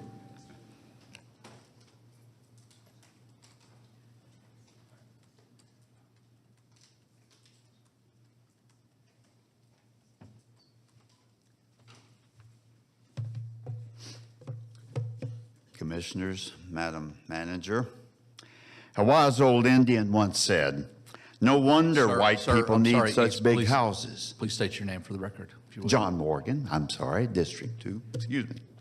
A wise old Indian once said, "No wonder white people need such big houses. They aren't to live in, but to store things in." I have been in some houses where the closets are as big as the rooms because people want to store so many things in them. If all the buildings and all the rooms you use to store things were used for people, everyone in the world could have a place to live. Well, last weekend, an email announcement caught my attention.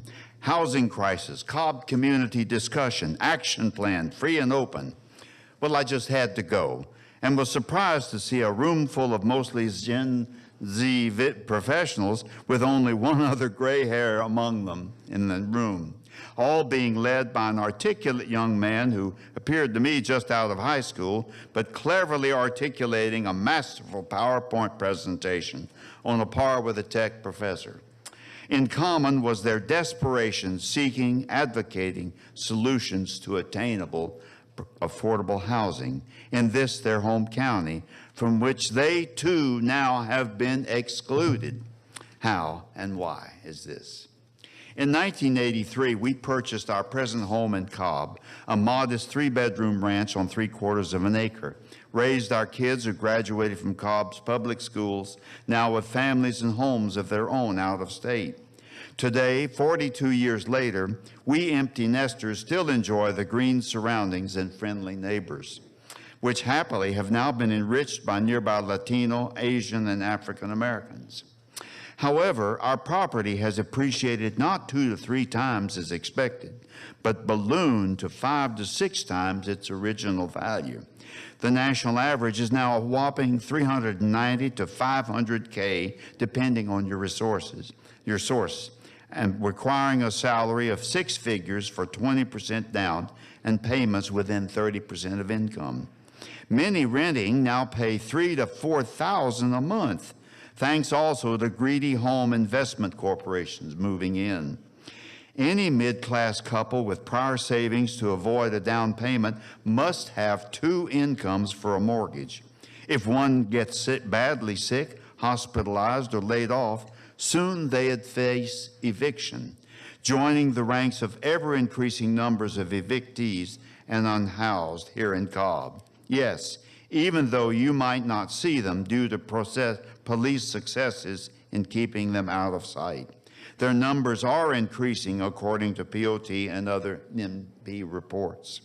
Moreover, we empty nester baby boomers cannot both downsize and stay in place in this county. We've grown to love and established friends and contacts. Sir, sorry, your time's up. The next public speaker is Gabriel Sanchez.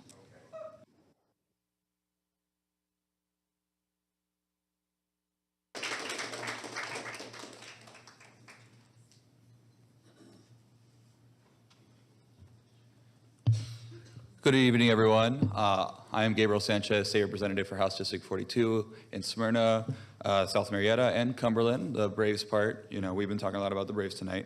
Go Braves. But, you know, as we've already been hearing, our communities are facing a housing crisis. It is the #1 issue I hear in my community all the time. And that has been one of my main focuses as a representative to help alleviate this issue.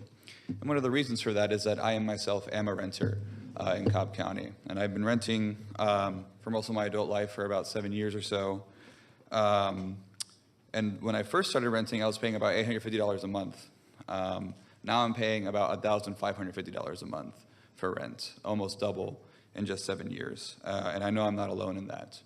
And we need to do something to ensure that working families can be able to afford housing, especially starter homes. That's one of the most important foundational things in a society for people who are looking for their first home to be able to afford that. And it's getting harder and harder to do that in today's economy, including for myself and my partner right now. You know, we need to make sure that, I mean, one of the biggest ways we can do that, one of the simplest ways we can do that is to reduce minimum lot sizes. And there's several other things we can do as well. But minimum lot sizes, I think, is a really good starting point because Cobb County actually has one of the highest amount of minimum lot size in the entire state of Georgia, with some of the zoning having a minimum of 80,000 square feet, so about 2 acres. If we reduce all minimums to being 15,000 square feet, of zoning throughout the entire county, we could significantly increase the amount of housing that we could provide, which would increase supply and help ensure that we can have a little bit more stabilizing the housing market and more affordability for working families. And don't worry, y'all, I mean, it is a minimum requirement, so people can still have their McMansions if they want to, but we just got to make sure we can also give housing for working families here in Cobb County as well. We can also similarly reduce the square footage of the homes themselves. About 85% of counties in Georgia don't even have minimum requirements for square footage of homes. So I believe we can reduce that here, at least at the very minimum, reduce the minimums that we have here in Cobb County. And then last but not least, I do think that we should make sure we can, with single-family zoning, allow for townhomes and ADUs to be in any form of single-family zoning that we have, so that we can also increase the variety of housing that we need, because that can definitely help with the affordability aspect. One more comment I want to make, though, is that we can't do anything until we actually go about the root cause of this housing crisis as well, which is the corporate greed of investment firms coming in and buying up all these properties and jacking up the prices and making it unaffordable for the rest of us. We have to regulate these huge corporations coming in, because homes should be for families, not for major corporations. And I believe that there's a lot of Sorry, your time's up. policy. The next speaker is Thank Henry you. Piccoli. I'm gonna recognize, this is your peer. This is your peer also. Representative Sanchez, I'm sorry I didn't see you earlier. I would have recognized you. Thank you for being here this evening. I like to recognize our elected officials when they're here. Your peer is here. Would you like to make it, but not your peer anymore? Well, I was just going to say you had some very great points, but those are in the purview of the legislature, so I hope to see you pre-file in November. Sorry, sir. You may go ahead.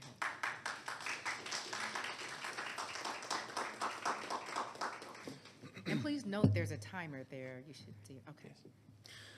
Good evening. My name is Henry Piccoli. I'm from East Cobb, District 3. I want to talk about some options for young people to live in Cobb County, young adults. I spent my entire life in East Cobb. I grew up there.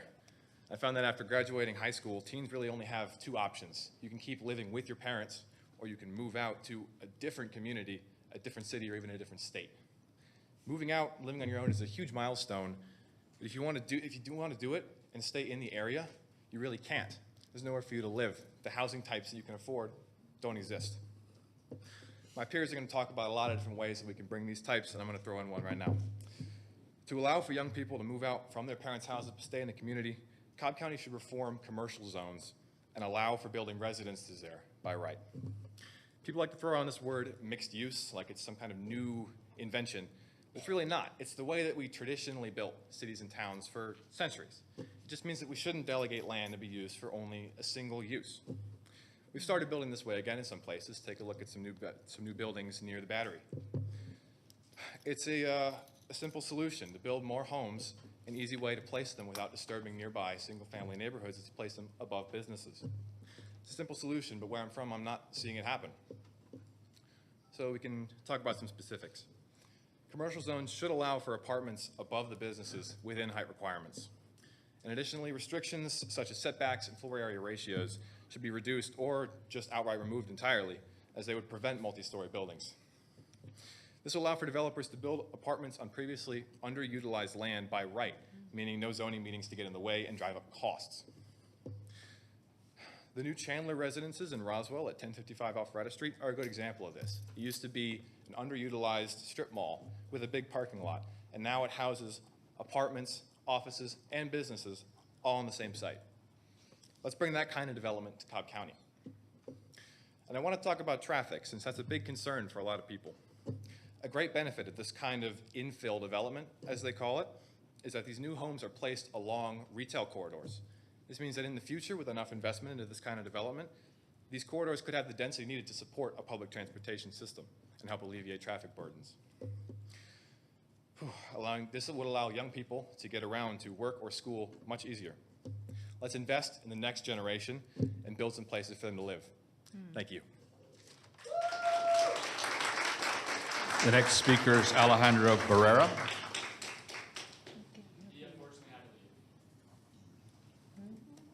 Max Kalamalia.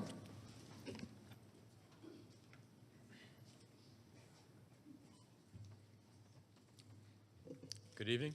My name is Max Calamia, and I live in East Cobb. Cobb needs to face the harsh reality that we need to get smarter with what we build. With so much land in Cobb already having been developed, we need to make most of the space that we still have left. While we could continue to build low-density detached homes until we run out of space, we need a better solution. That's why middle housing is so important.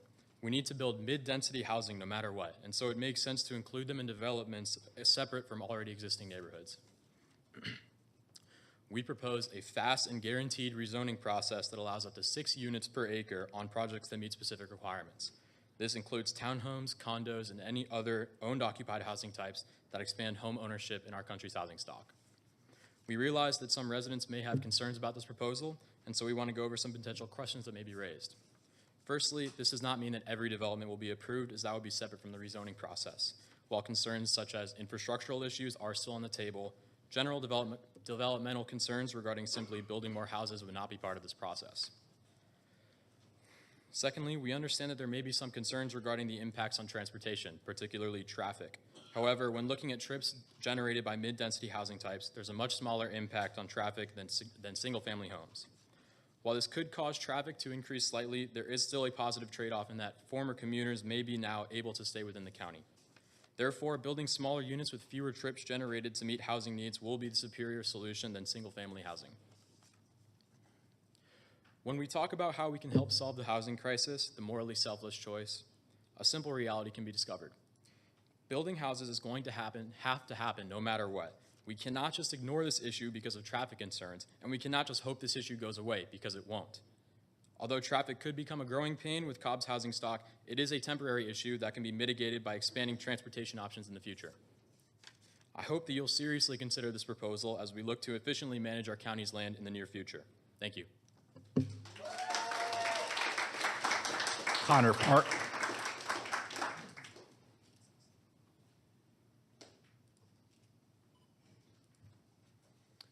Hello, Commissioners. My name is Connor Park. I live in District 3. I think that everyone else here, as well as me, has the same goal of ensuring that Cobb County is a nice place to live. And I'd like to speak regarding how a housing plan that's centered around more mid and higher density zoning than we currently have can help to achieve that. I've been living in Cobb County my whole life, and I know that for me and for many other people in Cobb, one of its greatest benefits is how the natural aspects of the area is accessible to the people in their day-to-day lives, not just in lawns and in parks. Now, I've worked in construction. I've worked in residential construction, building houses in Cobb County, and when we go in there and we build a house, I know that we clear a lot of the area. We grade down the land just to make sure that it's safe to build on, and that we have space to actually build. And then when people move in, they don't replace the nature that comes there. They don't replace the trees, and they only allow one type of grass, to grow on their land. And while that's kind of just the reality of developing, it just doesn't, replace everything that is essential to, preserving the nature of Cobb County, which is a great benefit to everyone around.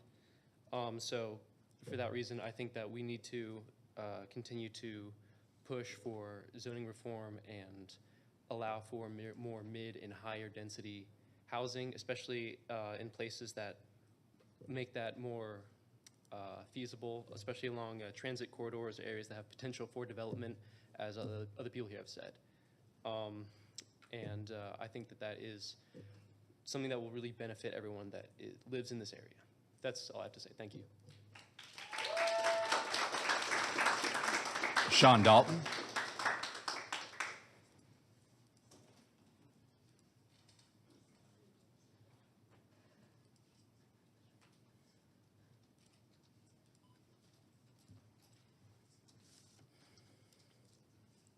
Good evening, Commissioners. Sean Dalton, District 3.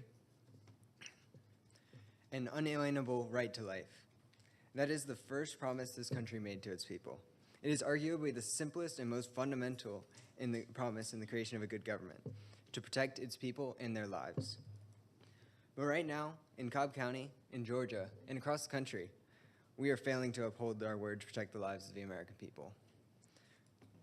As a community, we're currently failing 952 people with their own hopes and dreams, 952 Cobbers who we share these 340 square miles with, 952 lives that we are failing to protect. Without a home or a guaranteed shelter, these 952 people are left worrying every day if the coming night they're going to have a safe place to sleep, or if they'll even be able to sleep at all. This is not some natural order where people are condemned to live without consistent shelter. This is a choice of our society. Our policies have allowed, whether consciously or not, for these 952 Cobbers and those 700 to 71,000 Americans to live this lifestyle of uncertainty and fear. This is by no means an acceptable aspect of our society. We need accessible housing to ensure these people are given consistent shelter. If we do not ensure these resources are available, are we really protecting their right to life? Is it really life if you are living every night in fear? Is it really life if you are worrying constantly about how to keep yourself afloat? Is it really life if you don't know how much longer you can live? With the housing policies that my peers have proposed and are going to continue proposing, we can end the housing crisis. We can eliminate at least one worry from these people's lives. We can live up to our promise and protect these people's right to life. But before we can do this, we must recognize the obstacles that we face. These obstacles block the way of all true progress in the development of our society. These are the obstacles of greed and profit. For too long, profit has decided what is best for society, and it has left us in this state.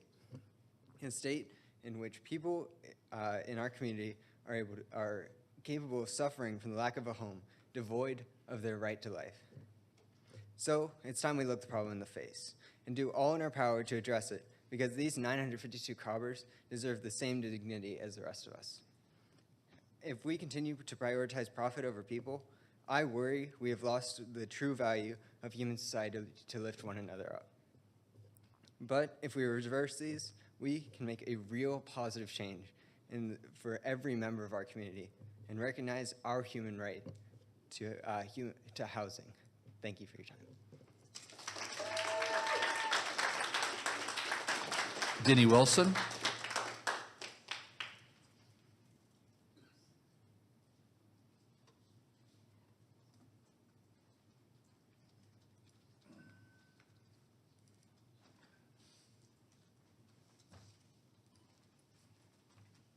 Denny Wilson. I think that these young people have gotten it wrong. I mean, they want you to change the layout of Cobb County to reflect how they want to live. But what about the people who have lived here for the last 10, 15, 20, 30, 40 years? When you go and start changing neighborhoods and you uproot people from what they're accustomed to living, it's going to create a big, big problem for you guys. And I think you already know that because you've been faced with some issues and concerns from people when this had been brought to you before. My heart goes out to the ones who are not able to purchase a home, even the younger generation. I worry about my 3 grandsons, and when they grow up, what will the cost of housing be? What kind of jobs will they have? But we're going to make darn sure that they have the type of job to where they can afford to buy a home. And that all comes with you know, upgrading, if you got to upgrade your education, if you got to upgrade your skills. I mean, everybody's not made to go to college. So there are other jobs that you can do. I mean, technical, jobs, plumbers, electricians. I had an electrician come to my house. He was there for 30 minutes and gave me a bill for $185 to change a motion light under my carport. So those type of professions are still out there. And they recruit people, like the electricians. I know they recruit people to come in, and they put you through the training, and they have you work for them for 1 or 2 years, and then you can go off and go on your own, or they place you into, another job. So I think what we need to teach these young people is you do not turn to the government to, determine your quality of life. You got to do it for yourself. I mean, government is just sort of like supposed to be for the people, a protector of us, but sometimes that doesn't always happen. So what I would request of them is, hey, invest in yourself, and don't try and change the layout of Cobb County, because that's not going to work with those of us who have been here 40, 50 years. Thank you. Matt Cothert.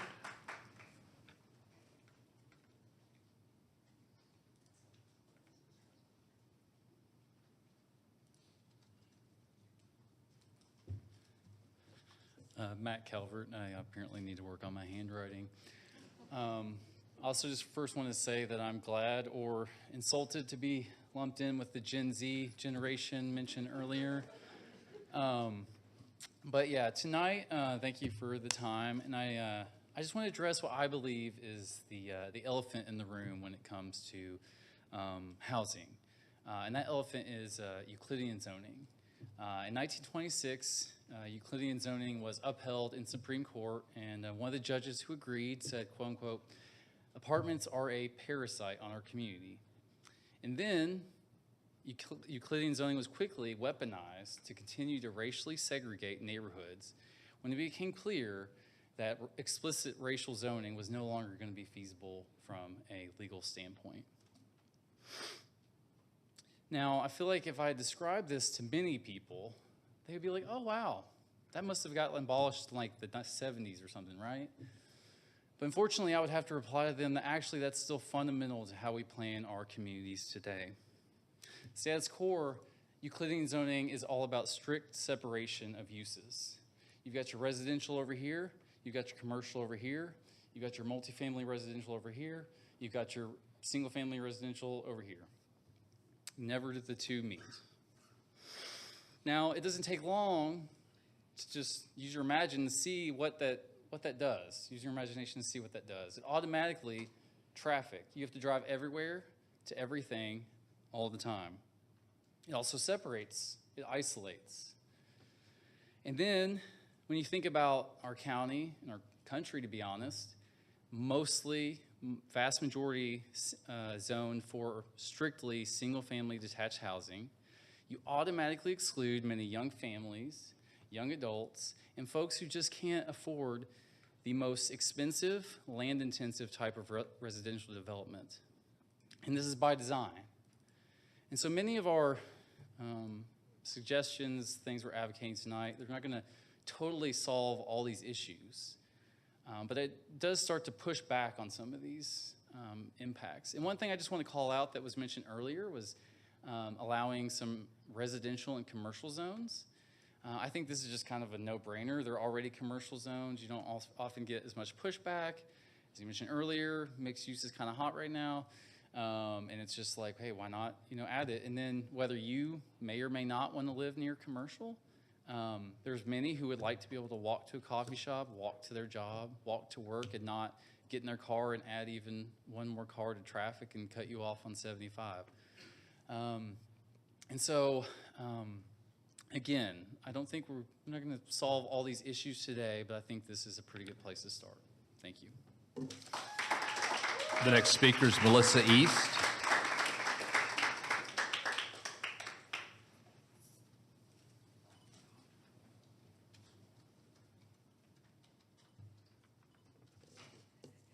I'm Melissa East. Thank you again for having us and having public comment.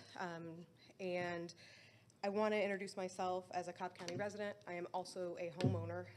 I've been lucky enough to own 3 houses in Cobb County in 10 years that I've been living here. And despite that I have owned multiple homes in my tenure, I also am very supportive of helping my fellow citizen obtain housing. I'm here to speak in support of your own 2040 comprehensive plan, specifically the future land use plan adopted in January 2025. That plan lays out a very clear vision to ensure a variety of residential land uses that support all types and densities of housing for our growing and diverse population. This isn't about planning, it's about people. Today, the average home price in Cobb County is over $430,000, while the median household income is around $84,000. That math doesn't work for many first-time buyers, young families, and essential workers. Nearly 40% of Cobb renters are already cost-burdened, paying more than 30% of their income on housing. Your plan rightly identifies solutions, more housing options, especially smaller and more moderately priced homes in the right locations. Gentle increases in density like townhomes, cottages, smaller lot single-family homes can lower the entry point for homeownership and reduced long commute times for working families. This type of development supports the future land use plan's goals for a walkable activity centers, economic development, and balanced growth. I'm asking you to support updates to the zoning that allows for smaller lot sizes, reduced minimum square footages, and infill development where infrastructure already exists. These changes align with the plan's goals and make it financially feasible to build homes under $300,000, something that's nearly impossible to do under the current regulations. Focus growth on designated community areas, regional nodes, and as recommended in the future land use map. These areas are already served by transportation and utilities and can accommodate smart, well-integrated development without overwhelming existing neighborhoods. I also ask that you continue supporting streamlined permitting and flexible design standards that make it easier to bring these projects to life. Time and red tape cost money, which increase the cost of the home. This is not about transforming Cobb overnight. I know that there's a lot of people that are worried about making Cobb different than what they grew up with, but it's offering realistic housing choices and options that reflect how families live today and how our residents and citizens exist in this county. It's about giving our teachers, healthcare workers, and public safety personnel a chance to live in the county that they serve. Thank you. Chairwoman, that's the last public speaker for the first group of speakers.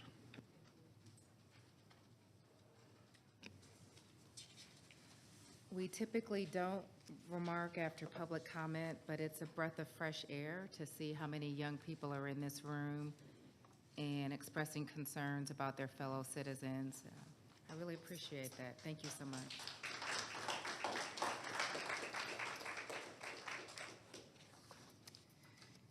We are at our consent agenda, and these items have been scrolling on the screen prior to this meeting and will do so at the conclusion of this meeting. We vote on these items all at the same time. Any commissioner has any opportunity to pull any item off of consent as needed. We have had multiple changes to the consent agenda. There is a change to the minutes, and I do have some pink sheets, but those are related to appointments, I see, not necessarily the consent agenda. So, commissioners, I'm observing one change to the consent agenda, and that addresses agenda item 23, which is the approval of minutes. Commissioners, am I missing something? Do you observe any other revision to our consent agenda? County Clerk? Okay. With that, Commissioners, I move that we approve our consent agenda as it has been revised and to authorize execution of the necessary documents by the appropriate county personnel. Second. Is there any discussion? We'll call the question. The motion carries 5-0. Thank you, Commissioners. That now takes us to the regular portion of our meeting, and that includes our transportation tab. And this evening, we have Jonathan Yee, who is one of our Deputy Directors of Transportation, presenting on behalf of our Director this evening. Good evening, Chairwoman, Board of Commissioners, County Manager. Thank you for the introduction. Jonathan Yee with Department of Transportation. Tonight, we have 6 items for your consideration. Our first item is agenda item number 24, excuse me. That is to recommend the Board of Commissioners adopt a resolution authorizing submission of a fiscal year 2026 carbon reduction program grant requests to the Federal Transit Administration in an amount not to exceed $6,250,000.00 for transit capital projects. Authorize the acceptance of allocated carbon reduction program funding for the Cumberland Transit Center, project number B2457. Authorize the corresponding budget transactions, and further authorize the chairwoman or designee to execute the necessary documents. Commissioner Allen. So moved. I'll second. Is there any discussion? Call the question. The motion carries 4-1 with Commissioner Gamble in opposition. Thank you. Our second item for the evening is agenda item number 25. The recommendation is for the Board of Commissioners to approve a preliminary engineering agreement with Colonial Pipeline Company in an amount not to exceed $279,455.54 for preliminary engineering of Dallas Highway at Los Mountain Road Mars Hill Road, state PI number 17983, Cobb County project number X2305. Authorize the corresponding budget transactions and further authorize the chairwoman to execute the necessary documents. Commissioner Gambrell. So moved. I'll second. Okay, is there any discussion? Call the question. The motion carries 5-0. Thank you. Our third item is agenda item number 26. It is to recommend the Board of Commissioners approve a contract with Advanced Sports Construction LLC in an amount not to exceed $92,217.00 for drainage system repairs on Longford Ridge Drive, project number B2285. Authorize the corresponding budget transaction and further authorize the chairwoman to execute the necessary documents. Commissioner Burrow. Motion to approve. Second. Is there any discussion? We'll call the question. The motion carries 5-0. Thank you. Our next item is agenda item number 27. It is to recommend the Board of Commissioners approve a contract with Glosson Enterprises, LLC, in an amount not to exceed $217,000 or $217,033.60 for Holly Springs Road median enhancements, project number B2315. Authorize the corresponding budget transaction and further authorize the chairwoman to execute the necessary documents. Commissioner Burrow. Motion to approve. Second. Is there any discussion? Yes. Yes, go ahead. Jonathan, can you send me the map that you showed me compared to this diagram in the book? Yes, ma'am, of course. Thank you. It's clear and will help with an explanation. It's more detailed. Sure, with the median. Thank you. Is there any additional discussion? We'll call the question. The motion carries 5-0. Thank you. Our next item is agenda item number 28. It is to recommend the Board of Commissioners approve a contract with D&H Construction Company in an amount not to exceed $174,866.25 for drainage system repairs on Bay Harbor Trail, project number B22167. Authorize the corresponding budget transactions and further authorize the chairwoman to execute the necessary documents. Commissioner Gambrell. So moved. I'll Second. Okay. Is there any discussion? We'll call the question. The motion carries 5-0. Thank you. And our final item is agenda item number 29. It is to recommend the Board of Commissioners ratify previous action by the county manager authorizing emergency drainage repairs on Floyd Road in response to a sinkhole. Approve a contract with C.W. Matthews Contracting Incorporated in an amount not to exceed $879,769.12 for said repairs. Project number B22180. Authorize the corresponding budget transaction and further authorize the chairwoman to execute the necessary documents. Commissioner Sheffield. So moved. Second. Is there any discussion? Call the question. The motion carries 5-0. Thank you. Thank you, Jonathan. That now takes us to our second public comment. Can you just let me know in advance how many speakers we have? 10? All right. Thank you. We'll see if they're all here or not. I see that Mr. Matt Stegall. I was trying to keep a straight face. No, 3. Don't take away his. Good evening, everyone. I don't know whether to apologize or what. Matt Segal, I live in District 1. Honestly, I just remember last September coming here and being the only one to speak in support of accessory dwelling units. And it might shock you guys, ladies and men, that I literally had very little, and and they can attest, I had very little to do with putting this together. And so just the organic upswelling of the next generation who is struggling with housing and struggling with trying to put a roof over their head is something that I'm glad everyone's speaking up today, but it's going to continue being a topic of a conversation. Before I get into my little detail of what I want to speak about, I do want to talk about the microtransit pilot that was in the consent agenda. I think it's a great idea. I think it's great to continue to see that level of investment be proposed.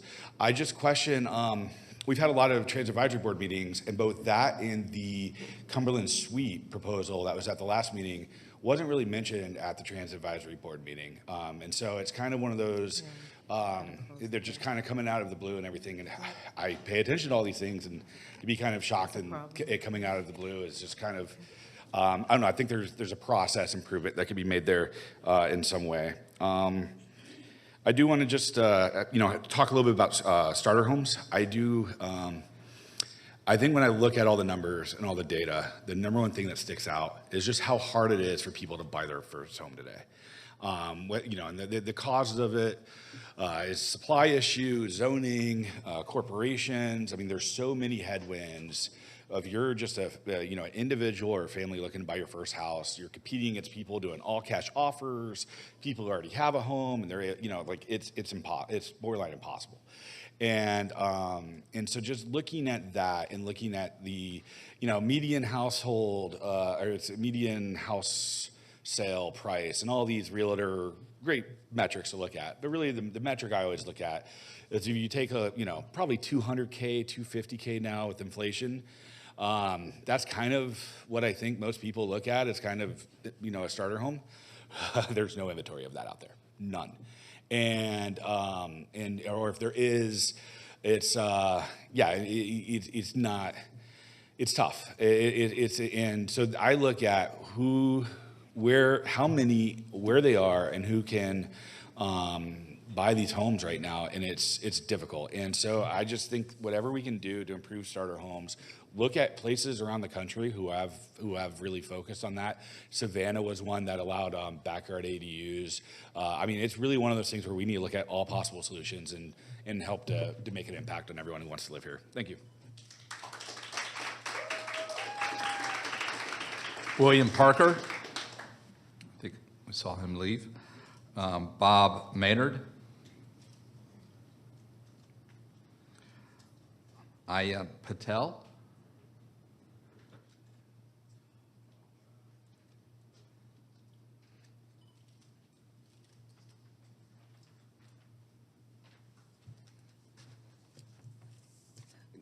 Good afternoon, ladies and gentlemen. My name is Ayan Patel, and I'm 17 years old.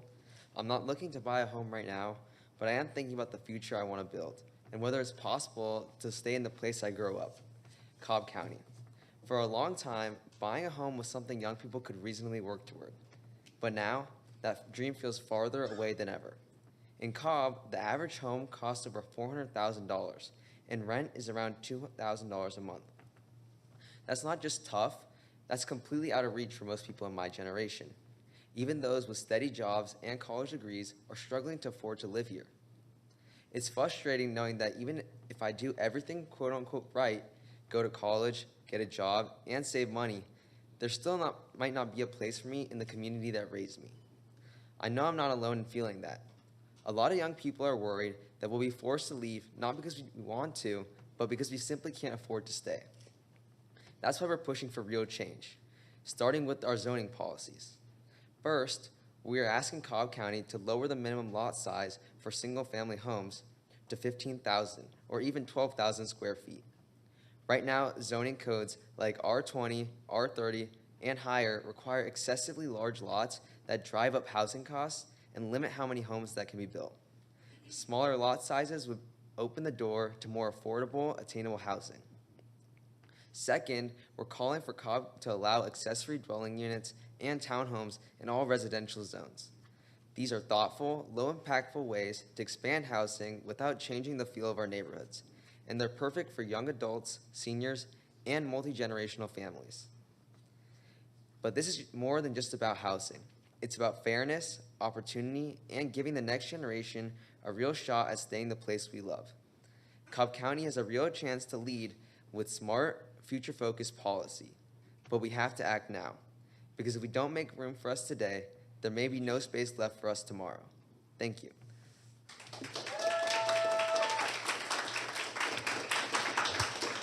Sam Foster.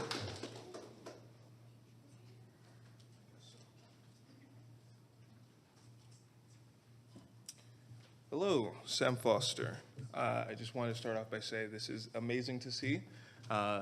I haven't been in government for very long, but I have never seen people who are the same age as me coming out, sitting over 3 hours at a government meeting to come speak out something they actually care about.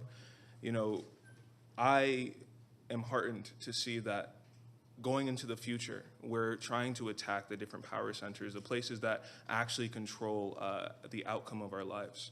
Because, you know, coming to Cobb County as a student, I was wondering, why am I going through these things? I didn't even know what was the cause of it. I came to KSU as a student, and I wasn't able to get in the dorms, and I was wondering why.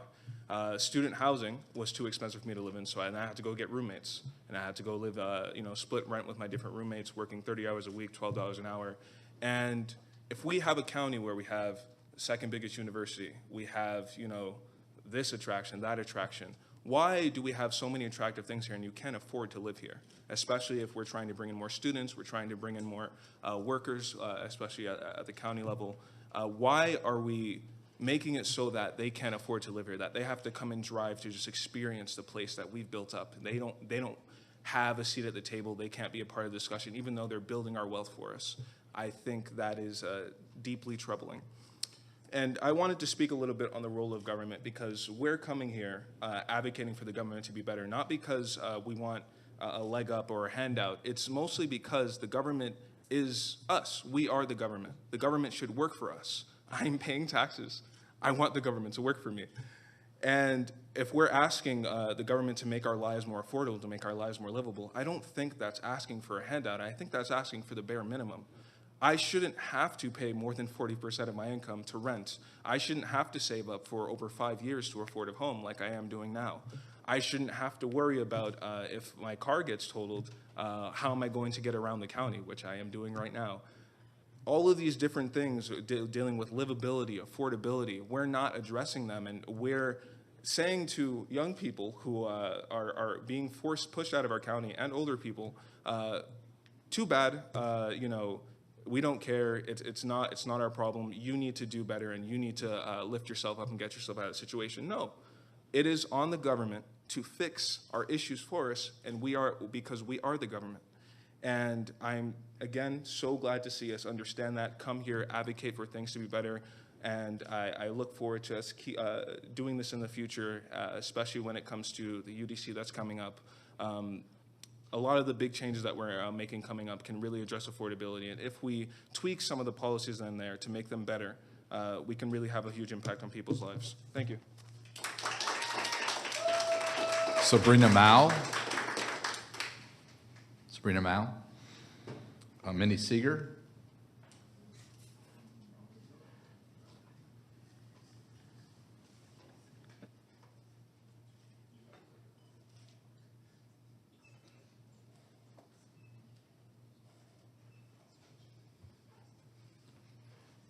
Good evening, Mindy Seeger, District 3.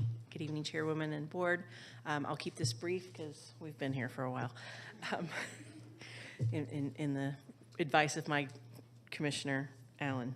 I wanted to talk about the All-Stars, but I think the All-Stars of tonight are the young people who have come here and endured a very long public hearing, several of them, to talk about the things that concern them in their daily lives and give true, articulable things and action items that they want and things that we can look into and move forward as a county and look to provide for them. That gives me a lot of hope as someone who is not Gen Z. But I did want to talk about something that I think went really well and wanted to commend the coordination and the county staff that went into the All-Star game. I was gifted the opportunity, my son and I got to go to All-Star Village at Cobb Galleria Center. We were also able to go to the Futures game with the minor league teams, as well as the celebrity softball game. My husband and I got to enjoy a date night at the All-Star game, a once-in-a-lifetime opportunity for me, a lifelong baseball fan, and Cobb County absolutely, pun intended, knocked it out of the park. It was absolutely fabulous. The security, the safety, the cleanliness, staff was everywhere but not in the way, and the way that you want a good convention or good major event to go over several days. I talked to tons of people as we were out and about over those couple of days that had traveled from, just a little bit north of us and other neighboring counties, as well as people who have lived here forever, people who had traveled from long distances, and everyone just complimenting how well run and well organized things were. And I know that that did not go without a ton of planning and production and things that we will never probably fully understand what it did to pull that off and pull it off so well. So I just want to say hats off to all of the county staff and organizations that coordinated and pulled that together, not just the ones that we saw visibly, but those behind the scenes. It was absolutely immaculate, and we had a great, great time. So good job, Cobb County. Thank you. Matthew Nicholson.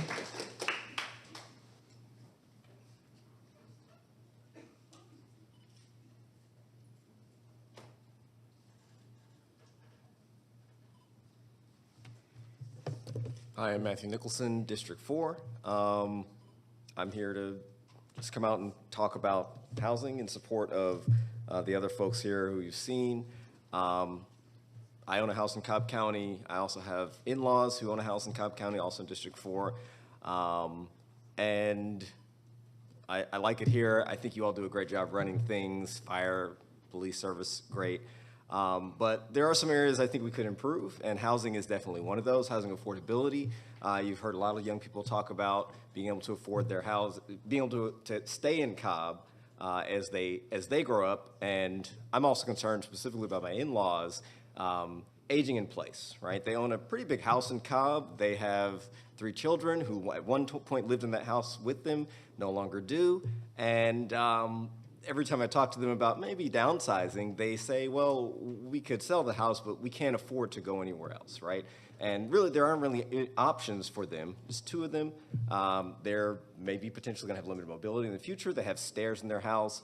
To have a place for them to go would be great, and I don't see us sort of having that for the future. There's lots of different ways we could be providing that, and I think you all are aware of it. I went to one of the Unified Development Code meetings, and a lot of the options presented there were really good. They talked about missing middle housing, things like ADUs, things like townhomes, et cetera, et cetera. So I just want to encourage you all to continue to consider those things, right? And take it from that idea stage into actually implementing it into something that you can see in reality. The other thing I wanted to talk about was kind of changing Cobb, right? A lot of people are concerned about Cobb changing over time, it being a single-family community, and I do think those things are important to preserve, but also Cobb is changing, whether we like it or not. Cobb is growing, right? New people coming into Cobb have to go somewhere, and there's only so much space in Cobb. I think we can be smart about how we grow so that we can preserve some of these single-family communities. They don't have to change, right? While adding more things, more amenities, more density for people who need that, for new residents, and also to provide more affordable options for people coming into the county, trying to stay in the county, et cetera, et cetera. Building along transit corridors, along retail corridors is a great way to do that. You've heard about mixed-use development. But yeah, I just want you all to keep in mind, and I know you do, that these decisions affect real people's lives. It's not just votes or numbers on a sheet. Real people's day-to-day lives, and we have to kind of prepare today for what we want for the next 20 years. This problem has been coming over the past decades, so it's not going to get fixed overnight. But thank you. Ian Constantine.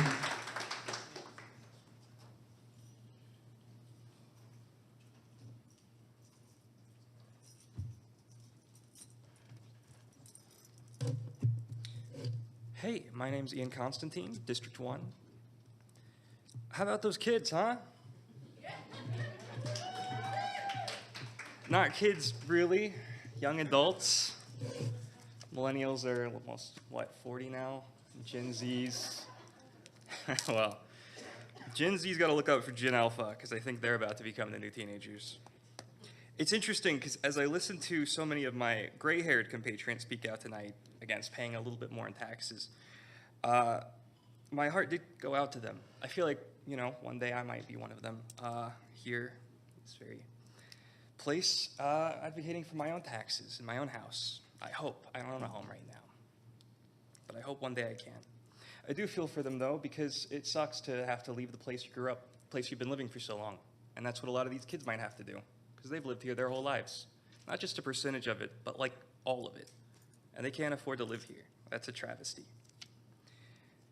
We've heard tonight that they might just need better jobs. Well, we also heard tonight that a living wage in Cobb County is $25, and government workers make $17. So I guess government work is out. Luckily, we only have, 260 open jobs in Cobb County. So I suppose a job in government might be necessary. Maybe we should find some houses for people who make $17 an hour. Or they could commute, like so many of our students do, because we still don't have enough student housing. And that's also tragic. I know what's happening with the Marietta student housing over by the Marietta Kennesaw campus. And my heart breaks for those students too. Millennials and Gen Z are some of the most educated in human history for a generation, and I think they've got the best jobs they could possibly have. And I remember Cobb did used to be different. Cobb County has changed already. I remember people used to decorate their neighborhoods for Halloween and Christmas, and now a lot of those neighborhoods have aged out, and those couples aren't having children because they can't afford to. I can't help but notice that these vocal folks from the Millage discussion are almost all gone now. It's disappointing to see a generation that doesn't really want to hear the youth or see what they have to say or leave a better Cobb than what came before. Even so, I do want to thank everybody who came out tonight. It was great to hear everybody, the Millage people included. I would like to especially thank all the people who came out for housing tonight, and I would like to thank you, the commissioners, for taking the time to explain everything in vivid detail and for hearing us out about what we've had to say. And lastly, I implore you to solve this housing crisis for our students because, as you can see, I don't think they're going to stop coming.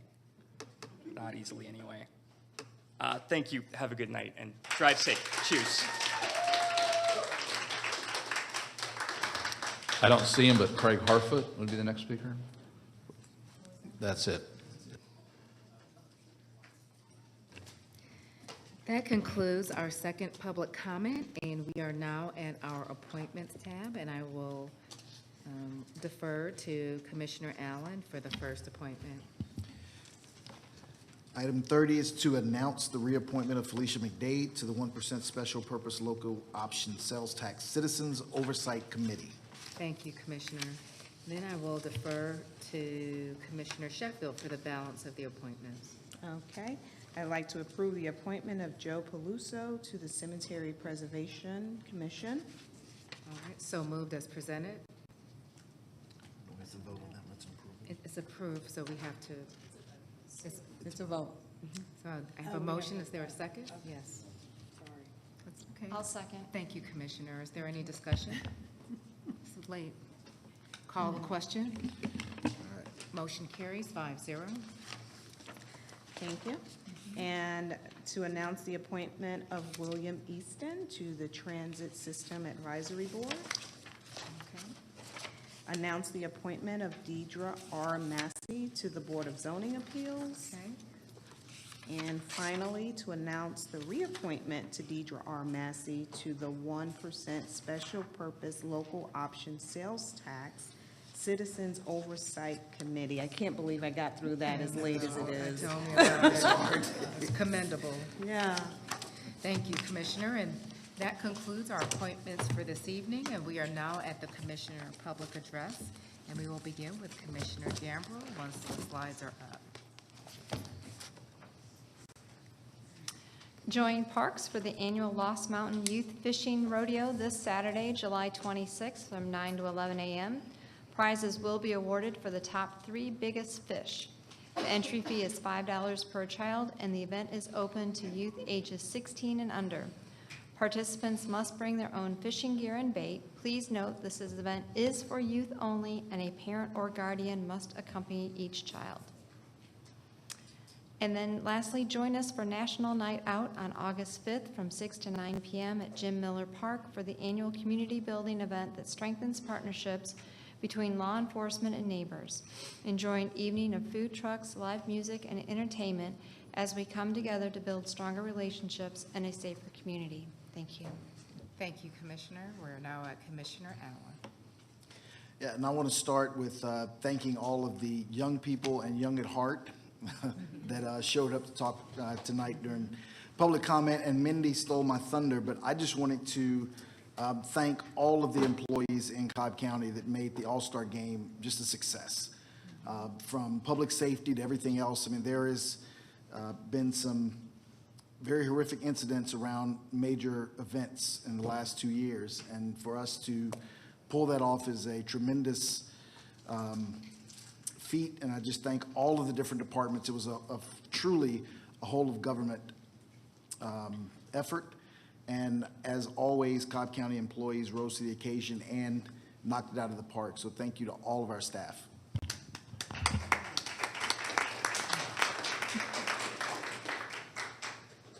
Thank you, Commissioner. I'll now go to Commissioner Burrow. Oh, is that all? Well, I echo those remarks. It was a fabulous, everything the whole week was fabulous. And thanks to all the staff that played such an integral part and kept us safe and enjoyed all the festivities. We will never forget Skip Wells. Last week, Lance Corporal Squire Skip Wells, Marine Corps League, Detachment 647 of Marietta, held a commemorative service at the Georgia National Cemetery in Canton, Georgia, marking the 10th anniversary of Skip Wells' passing. I was honored to present a proclamation on behalf of the Cobb Board of Commissioners recognizing his life, legacy, and the ultimate sacrifice he made in service to his country. Skip lost his life during the terrorist attack in Chattanooga, Tennessee on July 16, 2015. He was remembered alongside fellow fallen service members, Gunnery Sergeant Thomas J. Sullivan, Staff Sergeant David A. Wyatt, Sergeant Carson L. Holmquist, and Navy Logistics Specialist, Second Class Randall Smith. He was 21 years old and gave his life for this country. He was native Cobb Countyan, grew up in the Bells Ferry area, and the Bells Ferry Park was renamed the Skip Wells Park for him. So never forget. This past Saturday, Gritter's Library and Shaw Park had a community block party. Lots of fun was had by all. And the sheriff had his horses there. The fire department had their fire trucks there. Parker, the Parks and Rec mascot, was there. And we had a couple hundred people attend. It was really a great event, and we got to tour the new and improved Gritter's Library as well. This weekend, Saturday at Gritter's is busy this time of year. Keep Cobb Beautiful is having their pop-up drop-off recycling event from 9 to 1 Saturday, July 26th at Gritter's Library, 880 Shaw Park Road. So bring your glass jars, cans, cardboard, and hard to recycle items, bubble wrap, plastics, the hefty Renew bags, items. If you're not able to attend, you can always bring your items to the West Rock Drop-Off Recycling Center at County Services Parkway during regular hours and drop them off in the orange bin for free. And last but not least, thank you to Finance, Bill and Buddy and the team, everyone, all the departments, county manager, legal, everybody that spent so much time with the budget and millage, and we appreciate everything. And I'm glad it's over with tonight. Thank you, Commissioner. Thank you all. Okay, District 4 news and updates. Last week was an exciting and energetic time for Cobb County as we proudly hosted the 2025 All-Star Game. Thank you to the county manager and her staff for a successful event and all parties involved. There were plenty of highlights, including the Rhine Park Legacy Project. Rhine Park is in District 4 and was selected in honor of the 2025 MLB All-Star Game. The project was a collaborative effort between Major League Baseball, the Atlanta Braves, Cobb County Parks, and the King Springs Girls Softball Association. Funded by MLB, the Braves, and Cobb County, the project introduced upgrades like new turf fields, batting cages, and fencing to enhance youth softball experiences. Special thanks to Parks Director Michael Brantley and his team for their hard work to bring the project to life, and to MLB for selecting Rhine Park. The project highlights the success of public-private partnerships in serving the community. Save the date for Woofs and Whiskers, the ultimate pet fashion show at Mabel House Art Center. This exciting event celebrates creativity and the bond between pets and their owners. Show off your style by designing matching or unique outfits for you and your dog, and strut your stuff down the runway to cheers from the crowd. Are we gonna see Willow and, are we gonna see? Yeah. She struts her stuff, yeah, she struts her stuff around the office. Enjoy pet adoptions, shop for pet accessories, and experience a fun-filled day for all ages. Fashion meets compassion, and pets get their moment to shine. And lastly, I'd like to take a moment to introduce someone who will be instrumental in supporting the mission of District 4. Please help me as I welcome my new assistant, Ayana Young, also affectionately known as Yana. Yana brings with her a wealth of experience in executive support, project coordination, and community engagement. She's not only highly capable and detail-oriented, but also deeply passionate about public service and strengthening the bridge between this office and the people we serve. I'm excited to have her by my side as we continue to move District 4 forward. If you would just raise your hands, everybody. The Queen goes. Welcome. And that concludes my comments. Thank you. Welcome aboard. We're happy to have you. And I want to reiterate our thanks to everyone for your participation this evening, our staff for getting our budget in order, and also for the people that came and participated in our public comment. Again, it was a breath of fresh air to have you, and look forward to working with you as we tackle this issue. As I noted, the confidence that we will address this issue. We will fix this issue was stated. And so we will and we can. I also want to thank our staff for the Yeoman's effort with respect to our All-Star Game, all the many partners that made a flawless execution for us here in Cobb County on not only a national but an international scale. As we've accomplished the feat of the All-Star Game, there are other feats that we have to accomplish, inclusive of housing and transportation, which was noted here this evening. I know that our on-demand transit pilot for the Ackworth-Kennesaw area was in consent, and we did not have deliberation about that as a board, but that is a step in the right direction, a significant step in expanding that service to address an area of the county that has not been served regularly by transit here in the county. So we look forward to seeing how that performs once that is put in place. Something that I'm personally working on is having a person dedicated to housing here in the county to help us address this better. We've been talking about a lot of policy issues, and it's a lot to get our arms around, and I'm appreciative of the work that's being done by our community development director and finance so that we can create that position. So I'm looking forward to how we can share that publicly, and again, looking forward to how we can meet to talk about priorities of this county. One thing that I have that touches on our strategic plan is I will have an all-in meeting coming up on economic and workforce development, and that will be on Thursday, August 7th at 6:30 p.m. Considering the turnout we had for our last meeting, which was virtual, I'm thinking about making this a virtual meeting because I sense that we reach people who typically don't come to our meetings. So I would just encourage you to sign up for our newsletters if you haven't, and I'll put that information out there for participation. But with that, thank you all. Thank you, commissioners. Thank you, staff, for staying here this late night. We don't often thank our communication and clerk staff, so let's acknowledge them this evening.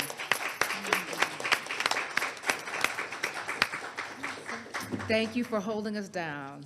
We are adjourned.